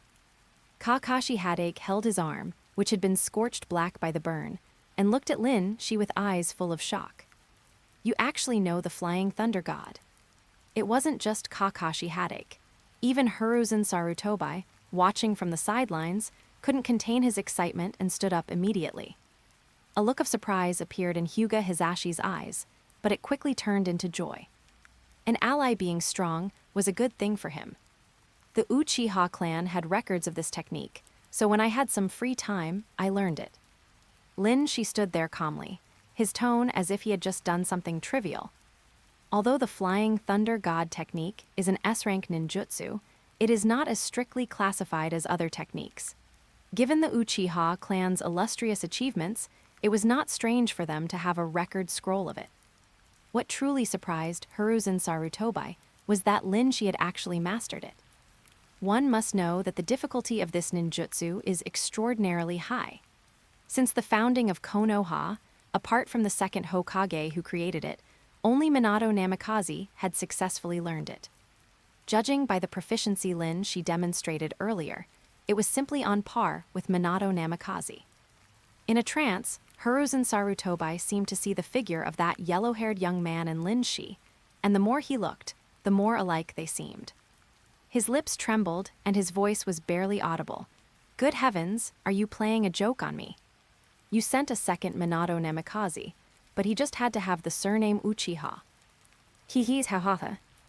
Hiruzen Sarutobi stumbled back a few steps, his laughter hoarse and unpleasant, like dry branches being snapped. Retribution, it's all retribution. Teacher, I was wrong, I truly did wrong. Hiruzen Sarutobi realized his mistake, and 2 lines of tears flowed from his cloudy eyes. He laughed and cried, acting like a madman. Others saw this and rushed over, but he waved them away with one hand. After a long while, Hiruzen Sarutobi regained his composure and muttered, "There is still a way, there must still be a way." He walked away, looking utterly dejected. When Shi saw Hiruzen leaving, he became anxious. "Hokage-sama, about my Jonin promotion." Hiruzen Sarutobi, with his back to him, waved his hand. "The exam is passed." Shi breathed a sigh of relief and bowed. "Take care, Hokage-sama." Since the exam was over, as an Anbu, Kakashi Hadake naturally would not stay any longer. He left after Hiruzen Sarutobi, but at the very end, he couldn't help but turn back and glance at Shi. Flying Thunder God, teacher, Abaito, Rin, seeing the familiar ninjutsu after such a long time, Kakashi Hadake felt both relieved and sorrowful. What was relieving was that his teacher's signature ninjutsu had finally seen the light of day again. What was sorrowful was that his teacher could no longer see it, and other comrades were also. Kakashi Hadake was momentarily dejected, but suddenly heard the old man's voice from in front. "Kakashi, send someone immediately to notify Jiraiya, and Tsunade to return to the village, saying there is an urgent matter to discuss." Hiruzen Sarutobi disappeared into the darkness, a cold glint in his eyes, as he muttered, "I will not let Konoha be destroyed in my hands. I will bring all of this to an end. Danzo Shimura." The expression on old man Hiruzen's face at the end was so scary. Returning home, Shi thought, could he have suddenly gone dark? Regarding Hiruzen Sarutobi, opinions from his previous life were polarized. Some thought he was an untainted white lotus, a pure good person, and that all the bad things were done by Danzo Shimura and had nothing to do with him. Others theorized that even if Danzo Shimura was a piece of trash, was the Sandaime actually a good guy? He was a wolf in sheep's clothing. He should take at least half the blame for Konoha's messes. Shi felt both sides had their points. Hiruzen Sarutobi could be a good person, But it was also unlikely that Hiruzen Sarutobi was a good person. Using Teiji to describe him was the most appropriate, half black, half white, you and me and you. From a personal perspective, Hiruzen Sarutobi was kind by nature and possessed a sense of justice, which could be seen from his willingness to act as a rear guard for his comrades. But after being bestowed with the status of Hokage, with all its political attributes, it was destined that he could not live solely by that side of his nature. As Hokage, he had to act from the village's perspective. Often, right and wrong were no longer what he needed to consider. He only had to consider risks and benefits. Therefore, appointing Danzo Shimura as the Hokage's assistant and establishing Root to handle Konoha's dirty work wasn't a problem. But the problem was his nearly bottomless tolerance for Danzo Shimura, which led to Danzo Shimura growing stronger and stronger, to the point where he was becoming uncontrollable. From this point on, Hiruzen Sarutobi's image began to sour. Whether it was the insidious Hokage or the indecisive politician, either way, Hiruzen Sarutobi could no longer claim to be blameless. She shook his head, thinking that the Hokage were truly a group of extraordinary people. The first Hokage was a naive idealist. The second Hokage was a paranoid racial supremacist. The Sandaime was a cowardly two-faced politician. The fourth Hokage was a tragic lover who died for love. The fifth Hokage after them was a gambler. Yet these extraordinary people were all related. It wouldn't be an exaggeration to say it was all one lineage. She felt this couldn't go on. Konoha belonged to everyone, so how could it allow one family, one name, and one lineage to dominate it for so long? The Hokage seat should rotate. This year it's my turn. I, Uchiha, am also a contributor to Konoha and deserve to produce a Hokage. Thinking this, she fell into a deep sleep. The day after being promoted to Jonin, she went to the Hokage office to reclaim the Uchiha inheritance. Previously, the village told it was being held temporarily and would be returned when he could stand on his own. Now that was a Jonin, they naturally had to keep their word. Hiruzen Sarutobi was distracted, not knowing what he was thinking, and simply signed the slip in silence, telling him to go to finance to collect it. There was a small incident here. Although the Uchiha inheritance was being kept by Konoha, a considerable portion had been used by Danzo Shimura to support his direct root organization. So someone came forward to question saying, "You aren't the Uchiha clan head. What right do you have to take the Uchiha inheritance?" As mentioned before, the Hokage world was in a relatively backward feudal era. Just look at the Hyuga. The main branch children inherit the clan head position, while the branch house children are branch house for life. But there were exceptions, such as the main branch giving up inheritance rights and abdicating to someone else. Uchiha Sasuke, as the descendant of the previous Uchiha clan head, also had this power. Not to mention that Sasuke was quite dependent on Shi. And with his own brother being the sinner who killed the whole clan, what face did he have to inherit the position of clan head? So the abdication process was very smooth. The root operative had no chance to sow discord and could only watch hatefully as she took away the Uchiha assets. "I will come again tomorrow." She smiled at the root operative before leaving. The Uchiha assets were far more than this. He wouldn't stop until he made Danzo Shimura cough it all up. The root operative shivered and hurried away, presumably to report to Danzo Shimura. She wasn't panicked at all. If Danzo Shimura had the ability, he could try to kill him, otherwise, he would kill Danzo Shimura sooner or later. Over the next 2 days, she went to finance to demand the Uchiha inheritance as promised, and if they didn't have it, he would find Hiruzen Sarutobi. Hiruzen Sarutobi didn't know what he did, but by the second day, the Uchiha assets were hauled to the entrance of the Uchiha residence. Looking at the green stacks of bills, she unleashed the Uchiha maniacal laugh. The accumulation of the Uchiha clan over decades was not a small amount. By Shi's estimate, this money was enough for him and Sasuke to live in luxury for the next life, and the next, and the next. They could never spend it all. Even if he married a dozen wives in every life. Brother Shi. Uchiha Sasuke heard the laughter and walked over to check the situation. Linshi grabbed his shoulders and said happily, "Little brother, our family is rich. Ha ha ha, tell me what you want and I'll buy it for you." "Really?" Uchiha Sasuke's eyes lit up. "Then I want lots and lots of sisters-in-law." As he spoke, he used his small arms to draw a big circle in the air, indicating it wasn't a small number. Since learning about the Save the Uchiha via Detour plan, Sasuke felt like he had opened the door to a new world, looking forward every day to when he would bring back a sister-in-law to expand the Uchiha family tree. His mindset was a bit like old parents nagging about marriage in the previous life, except they hoped to hold grandchildren, while Sasuke hoped to hold nephews. "No problem," Linshi patted his chest in assurance. Sasuke just wanted to hold his nephews. What was wrong with that? As an older brother, he naturally had to do his best to fulfill his younger brother's wish. Uchiha Sasuke ran away happily. Linshi watched his back, a faint smile on his lips. "You heard what Sasuke just said, right?"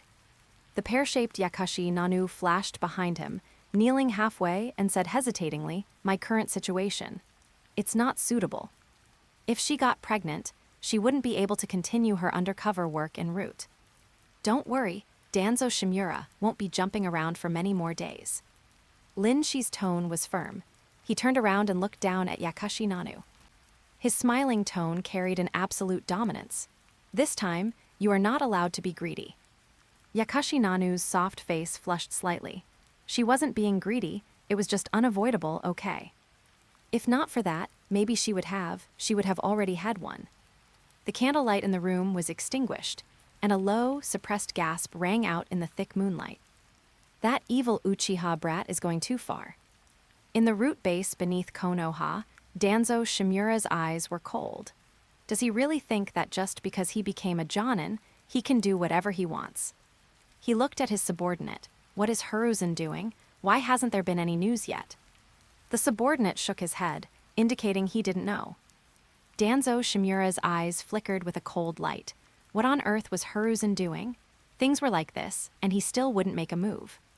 From the moment she came to demand the Uchiha assets, Danzo Shimura had approached Hiruzen Sarutobi to propose the plan to kill Linshi.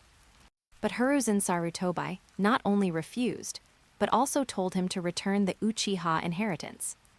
"You're so high and mighty. You're amazing. Anyway, you don't need the money, so it's easy for you to talk." Danzo Shimura naturally couldn't agree, but one cold, hard look from Hiruzen Sarutobi made him change his mind. That was a look that made even him feel palpitations, like a poisonous snake, seemingly brewing some terrible storm inside. "Hiruzen, what on earth are you thinking?" Instinctively, Danzo Shimura smelled a hint of danger. He felt he should leave Konoha for a while, but he couldn't bear to. Hiruzen's body is getting worse and worse. He doesn't have many years left to live. Danzo Shimura muttered, "If I leave at this time, in case something happens to him, who will be the Hokage?" After thinking it over, Danzo Shimura decided to wait and see. Having held great power for so many years, he had cultivated many confidants, including high-level members of various ninja clans. If Hiruzen Sarutobi really wanted to make a move on him, relying on the forces he had cultivated for many years, Danzo Shimura asked himself, he wouldn't be afraid. He couldn't possibly make a move on me personally, right? Danzo Shimura sneered. Unable to wait for news of Linshi's execution, Danzo Shimura stopped waiting and raised his hand to signal everyone. "Prepare to act. We must kill Hyuga Hisashi." Just as he finished speaking, the root operative who went to deliver the message flashed in at the door. "Danzo-sama." Danzo Shimura said indifferently. "How did it go? Did the Hokage agree?" "No," the root operative hesitated and shook his head. This answer was within Danzo Shimura's expectations. Hiruzen Sarutobi was just soft-hearted. However, it wasn't over yet. The next sentence from the root operative made Danzo Shimura freeze. Hokage-sama also said, to cancel the operation against the Hyuga clan. "What?" Danzo Shimura frowned. "Speak clearly." "Yes, because the hidden cloud village was suddenly attacked, the tailed beast was stolen, and they are now unable to take care of themselves." The root operative repeated the matter. So Hokage-sama said, "We don't need to worry about the Hidden Cloud village for now." Hidden Cloud attacked, tailed beast stolen. How could it be such a coincidence? Danzo Shimura was dazed for a moment and asked, "Have you found out who did it?" It is said that it was two people wearing black robes with red clouds. Red clouds, black robes. Danzo Shimura frowned slightly, a past memory surfacing in his mind. Back when Itachi defected, Danzo Shimura sent root operatives to eliminate him, and accidentally learned that Itachi had joined a mysterious organization called Akatsuki. The members of the organization wore black robes embroidered with red clouds. Could it have been Uchiha Itachi, and what was his purpose? Danzo Shimura felt that the attack on the hidden cloud was full of doubts, but he couldn't say what was strange about it. In the end, he didn't even know if the person who made the move was Uchiha Itachi. After thinking about it, Danzo Shimura waved his hand and said, "Stop the other subordinates' tasks. Focus all efforts on investigating who the two people who attacked the hidden cloud and stole the tailed beast are." His intuition told him that the truth of this matter was extremely important. "Yes." After everyone had set out, Danzo Shimura muttered, "If it really is Uchiha Itachi, could it have something to do with those two brats? Misaka sister, Misaka Mikoto, good morning, everyone." Kachu Shinobu, good morning, Misaka-san. You seem to be in a very good mood today. Did something good happen? Misaka Mikoto, oh, can you tell? Misaka Mikoto, actually, the gacha machine got a limited edition Gekoda badge today, and I'm on my way to pull it right now. Kachu Shinobu, Misaka-san really loves Gekoda, doesn't she? Misaka Mikoto, because it's so cute. Gekoda is the mascot in Railgun, designed as a green frog, looking silly and cute.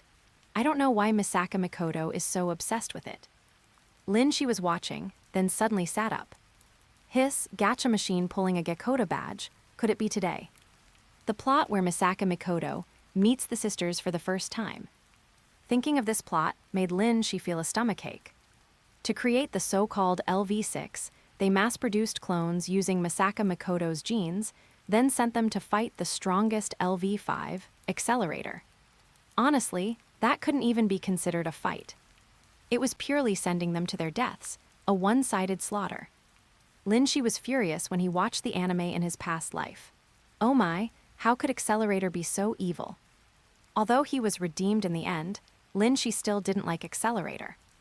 Having the chance to give him a punch himself this time, thinking about it made him a little excited. Shi, at Misaka Mikoto, if you need me, shout my name and I will come to save you. Misaka Mikoto, what are you doing, acting cool all of a sudden? Misaka Mikoto, besides I'm very strong, I don't need you to save me at all, okay? Kachu Shinobu, Mr. Shi said that so suddenly, did you see something? Kachu Shinobu, like a future where Misaka-san is in danger. Shi, you could say that. Misaka Mikoto, really? Tell me about it, hurry up, hurry up. Shi, I think it's easier to understand if you witness it yourself. Misaka Mikoto, damn riddle maker. Idiot, idiot. Misaka Mikoto muttered angrily, her good mood for the day almost ruined. This guy, leaving his words half said, is he trying to keep people in suspense on purpose? Misaka Mikoto gritted her teeth in hatred, wanting to pull Shi out from the other side of the screen and beat him up, but unfortunately, she couldn't. Huh? Misaka Mikoto suddenly thought of something, her eyes lighting up. Seeing no one around, she took a deep breath. Shi. No response. Claiming he'd come to save me if I shouted. What a liar. Misaka Mikoto pouted and kicked a pebble on the roadside in annoyance. Forget it, going to pull the Gekoda badge is the important thing. Misaka Mikoto walked towards the shopping district.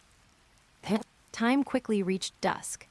As the sun set, Misaka Mikoto squatted beside the gacha machine on the roadside, her eyes fixed on the rotating machine. A clattering sound rang out, and a capsule slid out. Misaka Mikoto carefully opened it, and inside lay a badge with the Gekoda pattern printed on it. Looking at the silly frog face on it, Misaka Mikoto was so excited she wanted to cry. Great, I finally pulled it. That's great, one-sama. The children, who had been watching from the sidelines, also expressed their heartfelt congratulations. Thanks. After saying that, Misaka Mikoto looked at the 2 large boxes of capsules piled up at her feet. What should I do with these?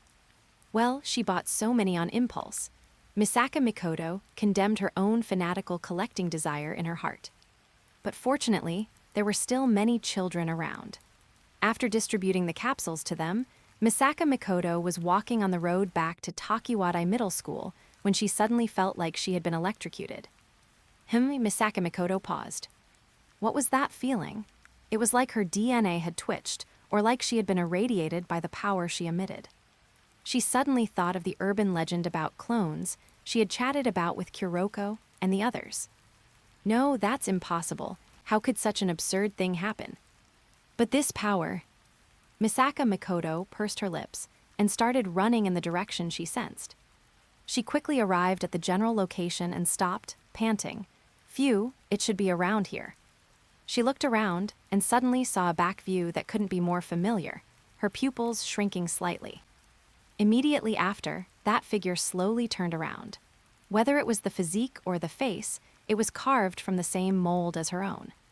If she didn't know she was an only child, she would have suspected the person in front of her was her twin sister. You, who are you? Misaka Mikoto asked the question in her heart. That face, as pretty as her own, was full of naturalness. A syllable was faintly spat out from her mouth. Meow. Meow. What does meow mean? Her name, her organization? Or did I hear it wrong? Could it be that she isn't speaking Japanese? Misaka Mikoto's brain was in chaos, and she suddenly remembered what Lin Shi had said in the group in the morning. Misaka Mikoto, at Lin Shi, help. Misaka Mikoto, what on earth is going on? You definitely know, right? Hurry up and explain. Lin Shi, have you already met the Misaka sister? Misaka Mikoto, what the hell is a Misaka sister? Lin Shi, the Misaka sister is the Misaka sister, a clone created using your genes. Misaka Mikoto, Lin Shi, anyway, you two should get along well. How could such an absurd thing happen? Misaka Mikoto couldn't help but hold her forehead. She finally understood why Lin Shi didn't say anything in the morning. If she hadn't seen it with her own eyes, she wouldn't have believed that clones actually existed even if she died. No, she should have thought that such a day would come long ago. Misaka Mikoto cleared her thoughts, sighed, and looked back at the copy who looked so much like her. You. Before she could finish her sentence, she was interrupted by the Misaka sister opposite her. Meow. The 4-legged creature with this call is in crisis. Misaka Mikoto followed the other's gaze and looked up, discovering a small black cat stuck in a tree. Cat. When I passed this road just now, I found an infant left in a car on the side of the road. Due to the risk of heat stroke, Misaka used electricity to unlock and open the window. The creature was frightened by this and ran up the tree, and now it cannot come down. Misaka sister said with a flat face. Misaka explains tirelessly. I see, Misaka Mikoto replied subconsciously, then immediately realized, no, that kind of thing is not important at all. She looked at Misaka sister. I'm asking you, wasn't the project suspended? Why were you still created? Who is leading this project? And for what purpose were you created?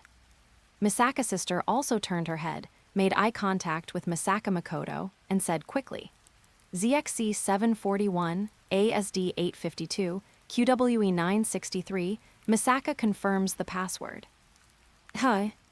Seeing Misaka Mikoto stunned, Misaka sister added, as expected, one Sama is not related to the experiment, therefore I cannot answer your previous question. Fine you go, I will follow you. Misaka Mikoto said, anyway, you have to return to some facility or research institute eventually, right? I want to catch your creator and ask directly. However, Misaka sister stood still. Misaka Mikoto, what's wrong, aren't you leaving? Misaka sister looked up at the small black cat on the branch again. Misaka Mikoto. A moment later, Misaka sister stepped on Misaka Mikoto and successfully rescued the small black cat. So why was I the one at the bottom? Misaka Mikoto said speechlessly. One Sama looks impatient and violent, but in fact, she is a warm-hearted person.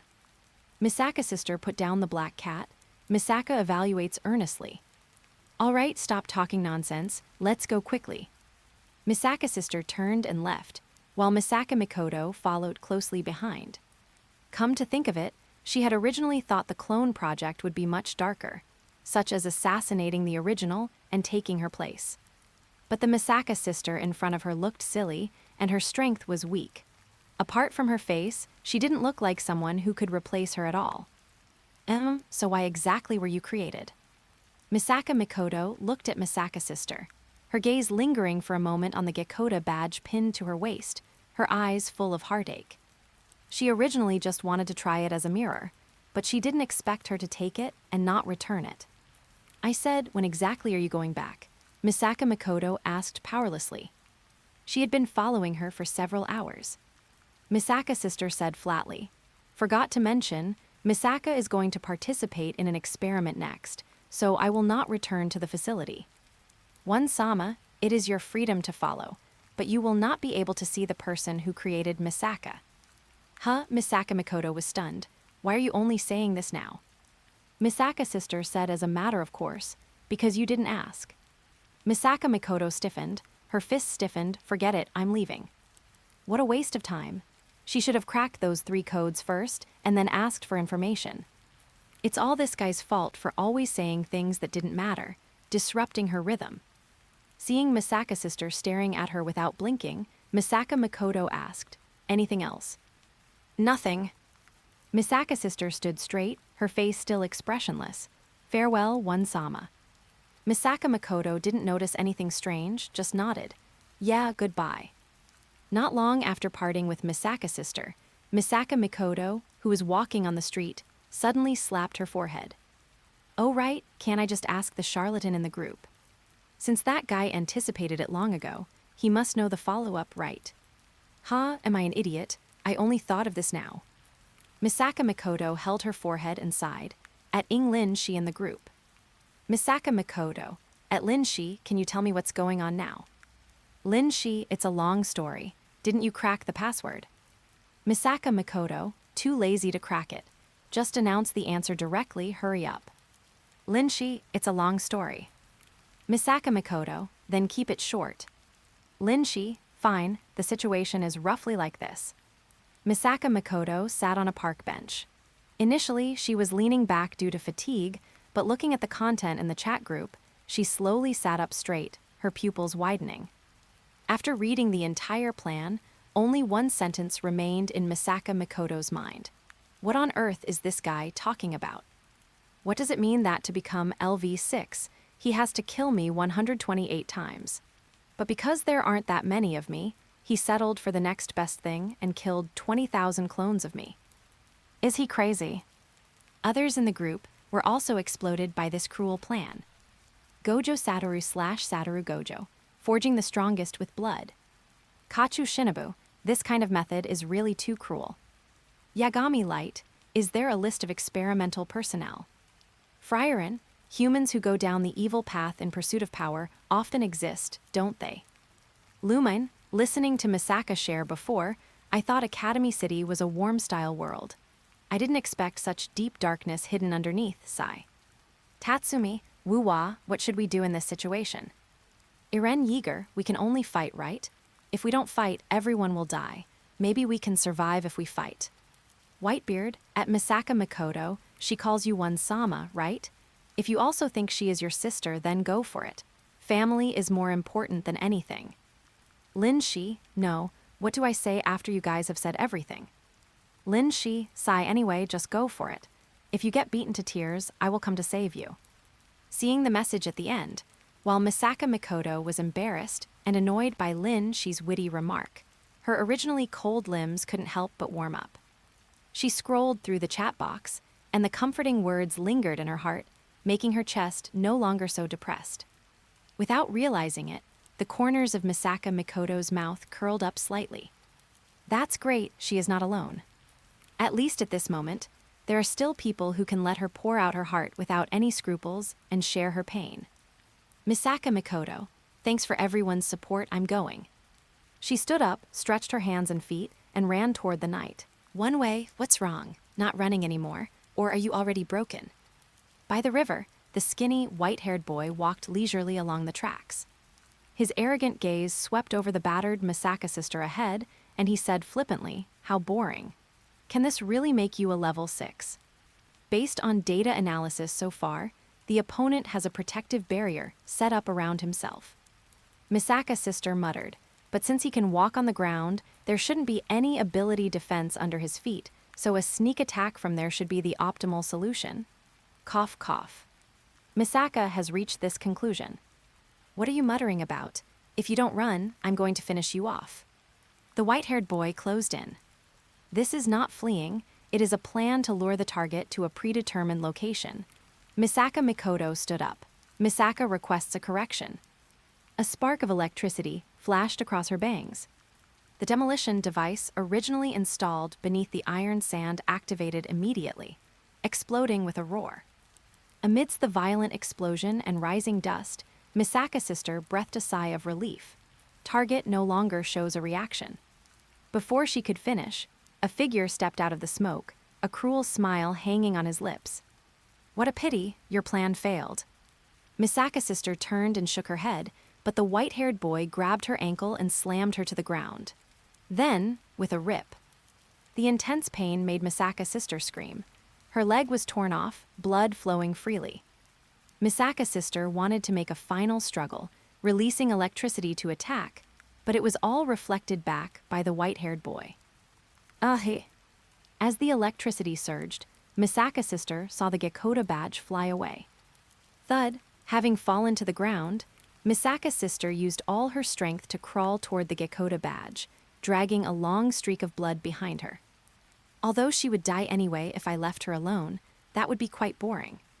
The white-haired boy looked at the shipping container nearby. "Forget it, let me put you out of your misery."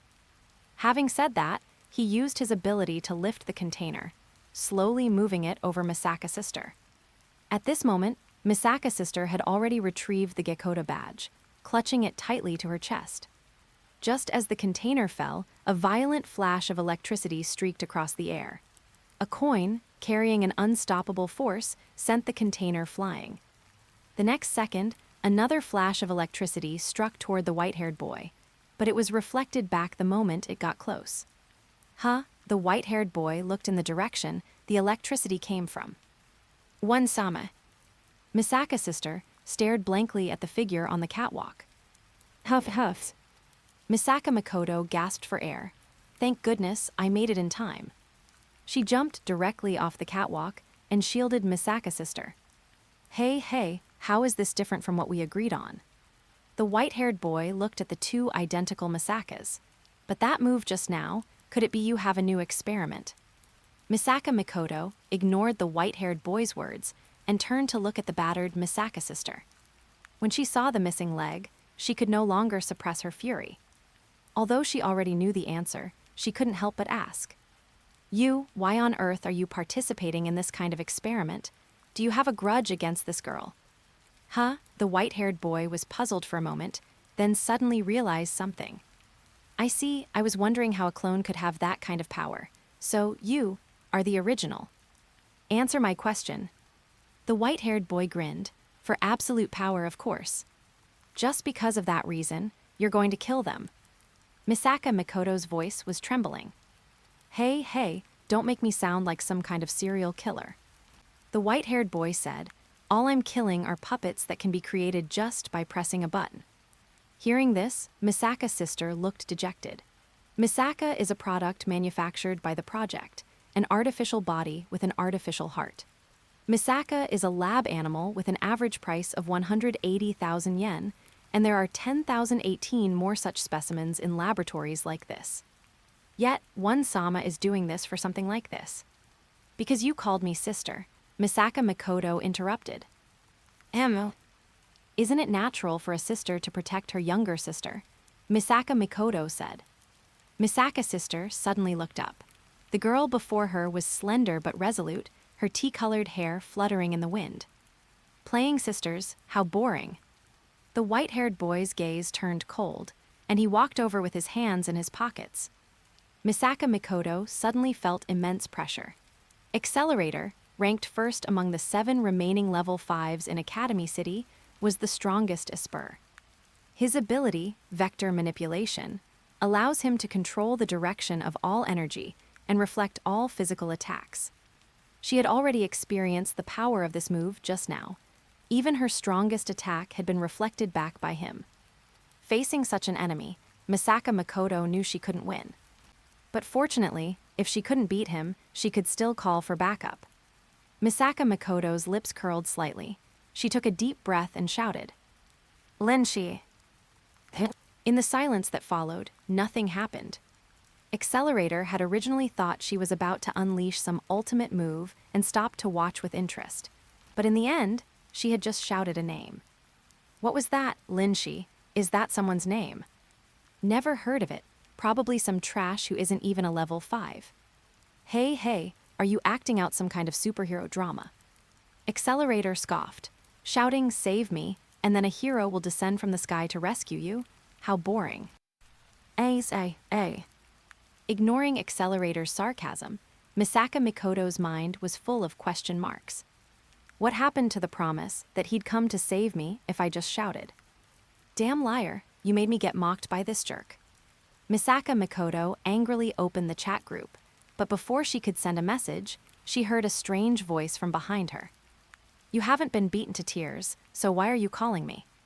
Misaka Mikoto turned to look and found that, at some point, a tall figure had appeared beside Misaka's sister, holding a severed leg and preparing to reattach it. It might hurt a little. She pressed down firmly. Misaka's sister immediately cried out in pain, but as a green fluorescent light shone from Linshi's palm, the burning pain gradually dissipated. Who are you? Misaka's sister looked at Linshi. Misaka asks in confusion. A savior sent by the monkey, Linshi said calmly. I think you're more like a clown sent by the monkey. Misaka Mikoto said angrily, No, wait, who are you calling a monkey? Linshi stood up and reached out to Misaka Mikoto. W, what are you doing? Misaka Mikoto instinctively shielded herself. Misaka's sister's medical fees. She said matter-of-factly. Since she is your sister, you should be the one to pay, right? Oh, Misaka Mikoto took out her wallet. How much do you want? 1 trillion yen. Huh, you could sell me off and I wouldn't be worth that much. You can pay in installments. You're taking advantage of the situation, you profiteer. Watching the two arguing, veins bulged on Accelerator's forehead. What are you two doing? Shipping containers floated up from thin air, smashing toward them. With a boom, the smoke cleared, and there was no one under the containers. She was holding Misaka Mikoto in one hand and tucking Misaka's sister under his arm, having appeared not far behind Accelerator at some unknown moment. That guy, how much to take him down? Misaka Mikoto stared, eyes wide. I'll sell everything I own to pay you. No charge. She smiled. After setting them down, he rubbed his fists and walked toward Accelerator. Just buy me a drink later. Watch out for my fist. Be careful, he's very strong. I know, you move back a bit. Don't get hurt later. Watching she's confident back, Misaka Mikoto held the Misaka sister and hurried away. Only Linshi and Accelerator remained on the tracks, staring at each other. You're really annoying me, Accelerator said. Although I don't know who you are, your eyes are really irritating. It's almost like you're looking down on me. You guessed right, She clenched his fist. You edgy elementary schooler, next I'm going to use my fists to correct you. Huh. Being called an edgy elementary schooler broke Accelerator's composure for the first time, and his expression twisted. If you can do it, then try it. Accelerator, ability vector manipulation, is almost immune to all physical attacks. Ninjutsu would likely not work on him, but the solution was actually simple. While dodging Accelerator's attacks, She thought to himself, use the Sharingan to trap him in a genjutsu, disable his reflection state, and I'll be able to hit him. Immerse yourself in the Sharingan's genjutsu. The moment their eyes met, Accelerator suddenly froze. He realized he wasn't by the cold river, but in a park. What's going on? He stared blankly at the children playing not far away, subconsciously taking a step back. But soon, a child noticed him and reached out a hand. Let's go play together. Accelerator paused, and just as he was about to reach out, a sharp pain in his face brought him back to reality. Puha! Blood mixed with saliva sprayed out as Accelerator flew backward, crashing heavily onto the ground. Forget it after all. Lin, she withdrew his fist. It always feels annoying when redemption flashbacks pop up right while I'm hitting someone. Let's just stick to bloodshed. He opened the shop interface and clicked on the railgun page. Because you have not yet participated in the plot in this world, you can only purchase trial cards. I can't afford the full version yet. Lin, she pursed his lips and bought a 1-hour trial card for Imagine Breaker. So expensive, it costs 10,000 popularity points. But the ability is truly a bug. It can unconditionally negate any superpower it touches. In other words, Accelerator's vector manipulation cannot reflect Imagine Breaker's punches, so I can go all out with my fists. So amazing. Misaka Mikoto exclaimed from the other side. She didn't know what Lin she had just done. She only saw Accelerator freeze in place and then get sent flying.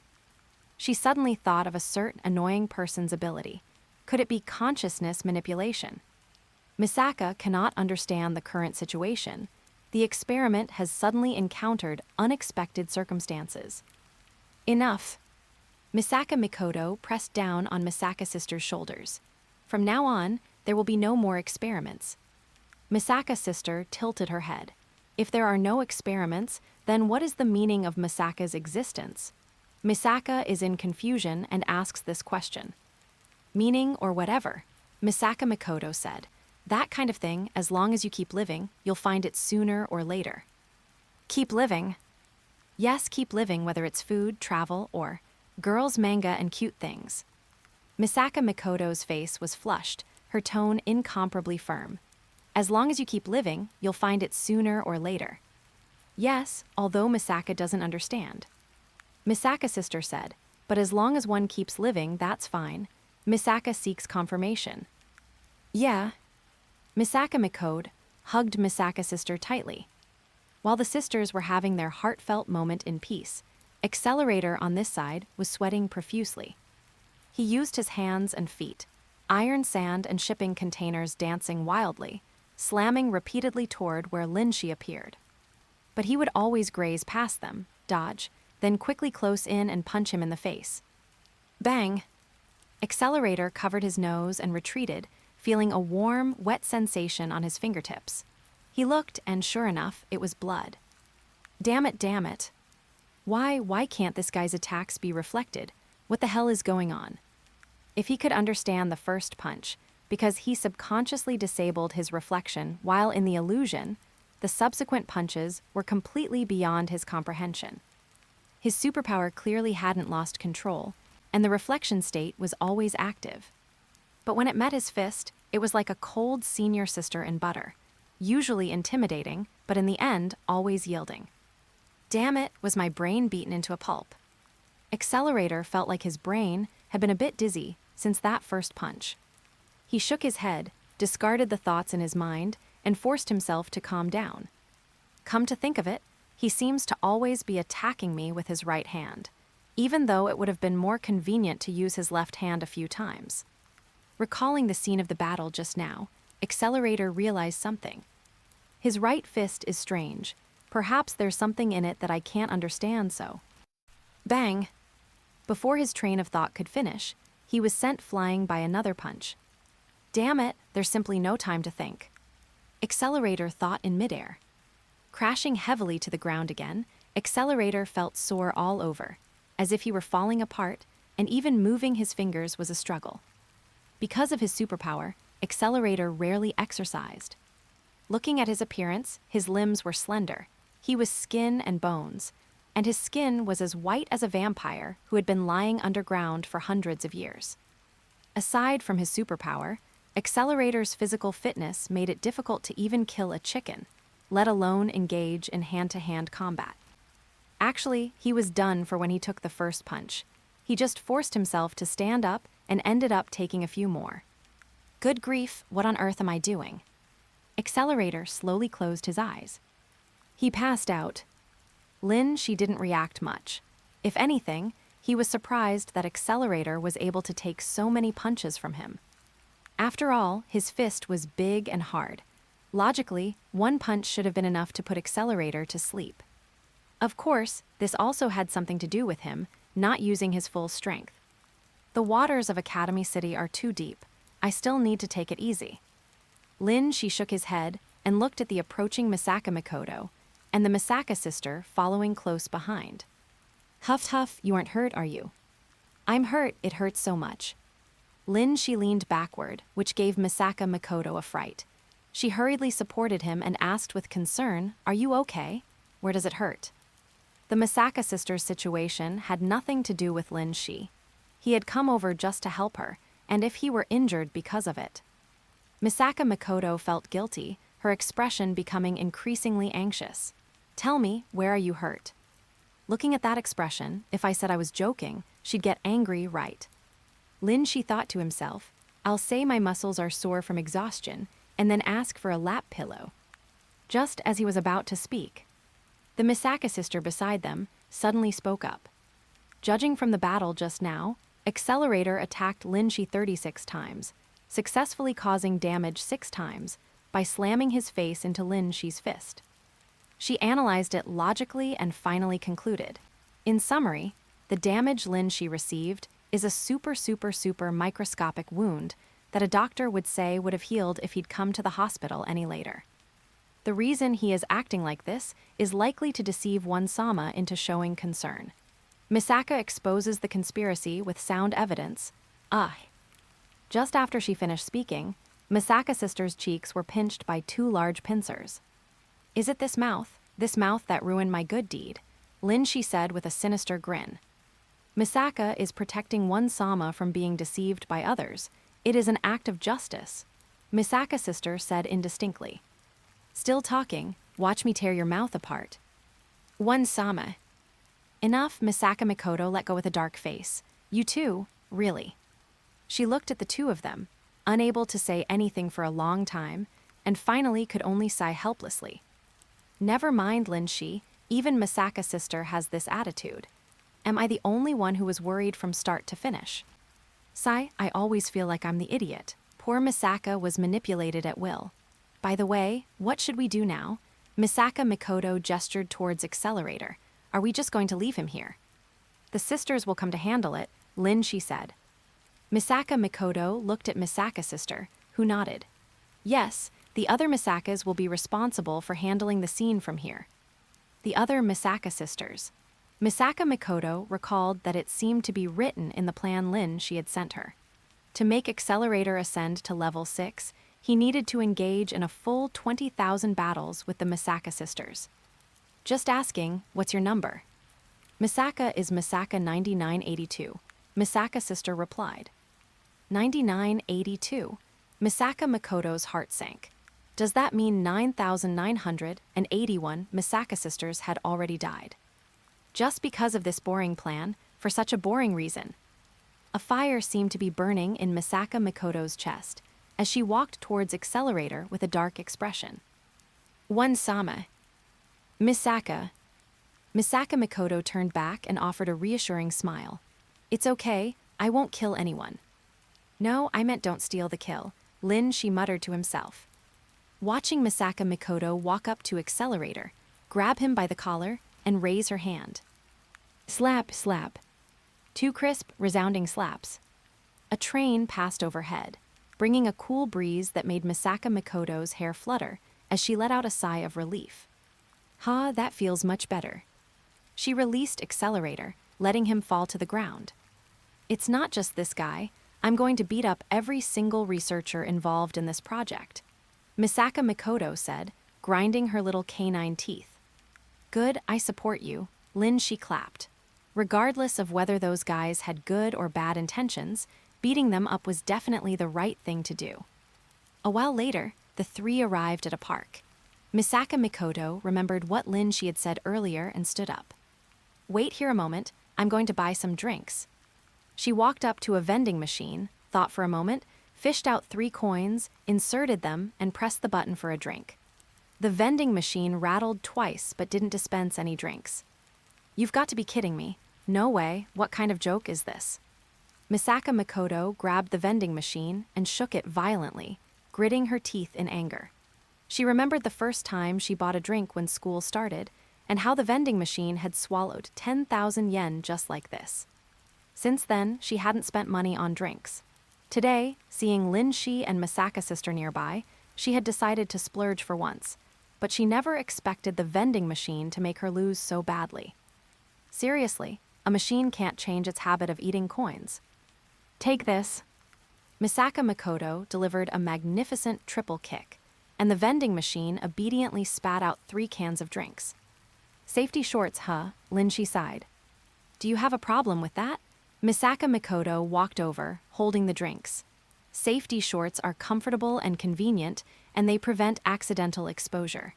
They're basically the ultimate accessory for wearing skirts, okay. What about Misaka's sister? Lin Shi took the drink and took a sip. She's dressed exactly like Misaka, right? Does she wear safety shorts too? Hey, don't ask questions like that. No, Misaka's sister shook her head, lifted her skirt, and revealed blue and white striped panties. Why did you lift your skirt? You're a young girl, for heaven's sake. Misaka Mikoto blushed, pointing and gesturing. You have the same face as me, at least be a little more careful. Blue and white stripes, the innocent type, Lin Shi mused. I feel like Misaka would choose a more girly style. Don't look and stop commenting on it so casually. Misaka Mikoto covered Lin Shi's eyes and looked at Misaka's sister. Put your skirt down, quickly. Yes, one-sama. Misaka obeys the order. Misaka's sister obediently lowered it. Just as Misaka Mikoto breathed a sigh of relief, she heard Misaka's sister say, come to think of it, Misaka is also very curious about one-sama's style.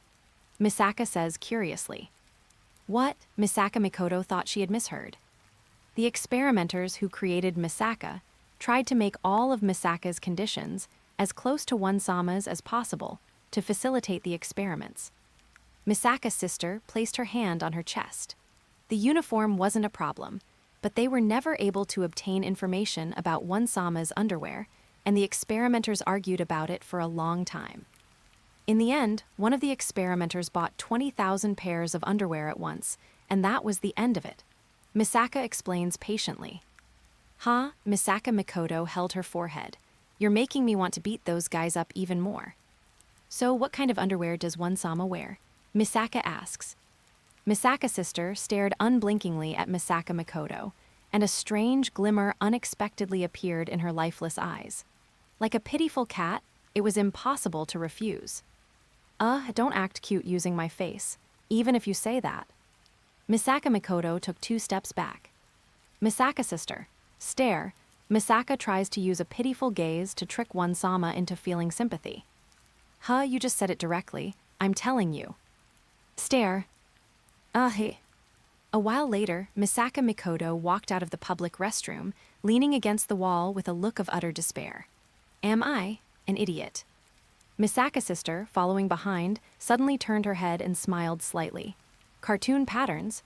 The original Misaka's childish taste leaves Misaka speechless. Is it this mouth that makes me so angry? Ouch, it hurts. Misaka protests against one-sama's violence. Watching the 2 sisters bicker, Lin Shi posed a sharp question. Where are we staying tonight? Misaka Mikoto let go. That's true. Now that the experiment is over, she probably can't go back to the lab. Or rather, those people never intended for her to go back to the lab. After thinking about it, Misaka Mikoto looked at Misaka's sister. Do you want to come back to the dormitory with me tonight? Yes, Misaka answers decisively. Misaka's sister rubbed her cheek, which had been pinched red. And what about me? Lin Shi pointed at himself. Misaka Mikoto was in a bind. Although Academy City had accommodation facilities outside the dormitories, those had strict requirements regarding personnel identity. In fact, the entire Academy City had strict requirements for incoming and outgoing populations. For someone like Lin, she who appeared out of thin air and had no identification, let alone getting a place to stay, he would probably trigger an alarm just by trying to enter. After thinking for a long time, Misaka Mikoto said coyly, Can't you go back? After saying this, her face burned, and she lowered her head in embarrassment, her kind-hearted side condemning her in her heart. Misaka, oh Misaka, what am I supposed to say about you? How could you do this? Someone kindly helped you solve your trouble, and you, of all people, are actually driving them away. But she had no choice. She couldn't just watch Linshi sleep on the streets. Or bring him back to the dormitory, right? After all, Kuroko was in the dormitory, and if she brought a boy back, she would definitely be nagged endlessly. I can't go back for the time being. I have to wait 24 hours. Seeming to notice Misaka Makoto's dilemma, Linshi thoughtfully lay down on the park bench and waved his hand. It's fine, I can just make do here for the night. You guys go ahead. But, Misaka Makoto said worriedly. Based on the previous battle, Linshi's physical fitness is very strong, so he won't catch a cold even if he sleeps in the park for a night. Misaka analyzes and explains. Misaka's sister said with a calm expression. How could such cold words come out of a 36-degree mouth? Linshi thought gloomily.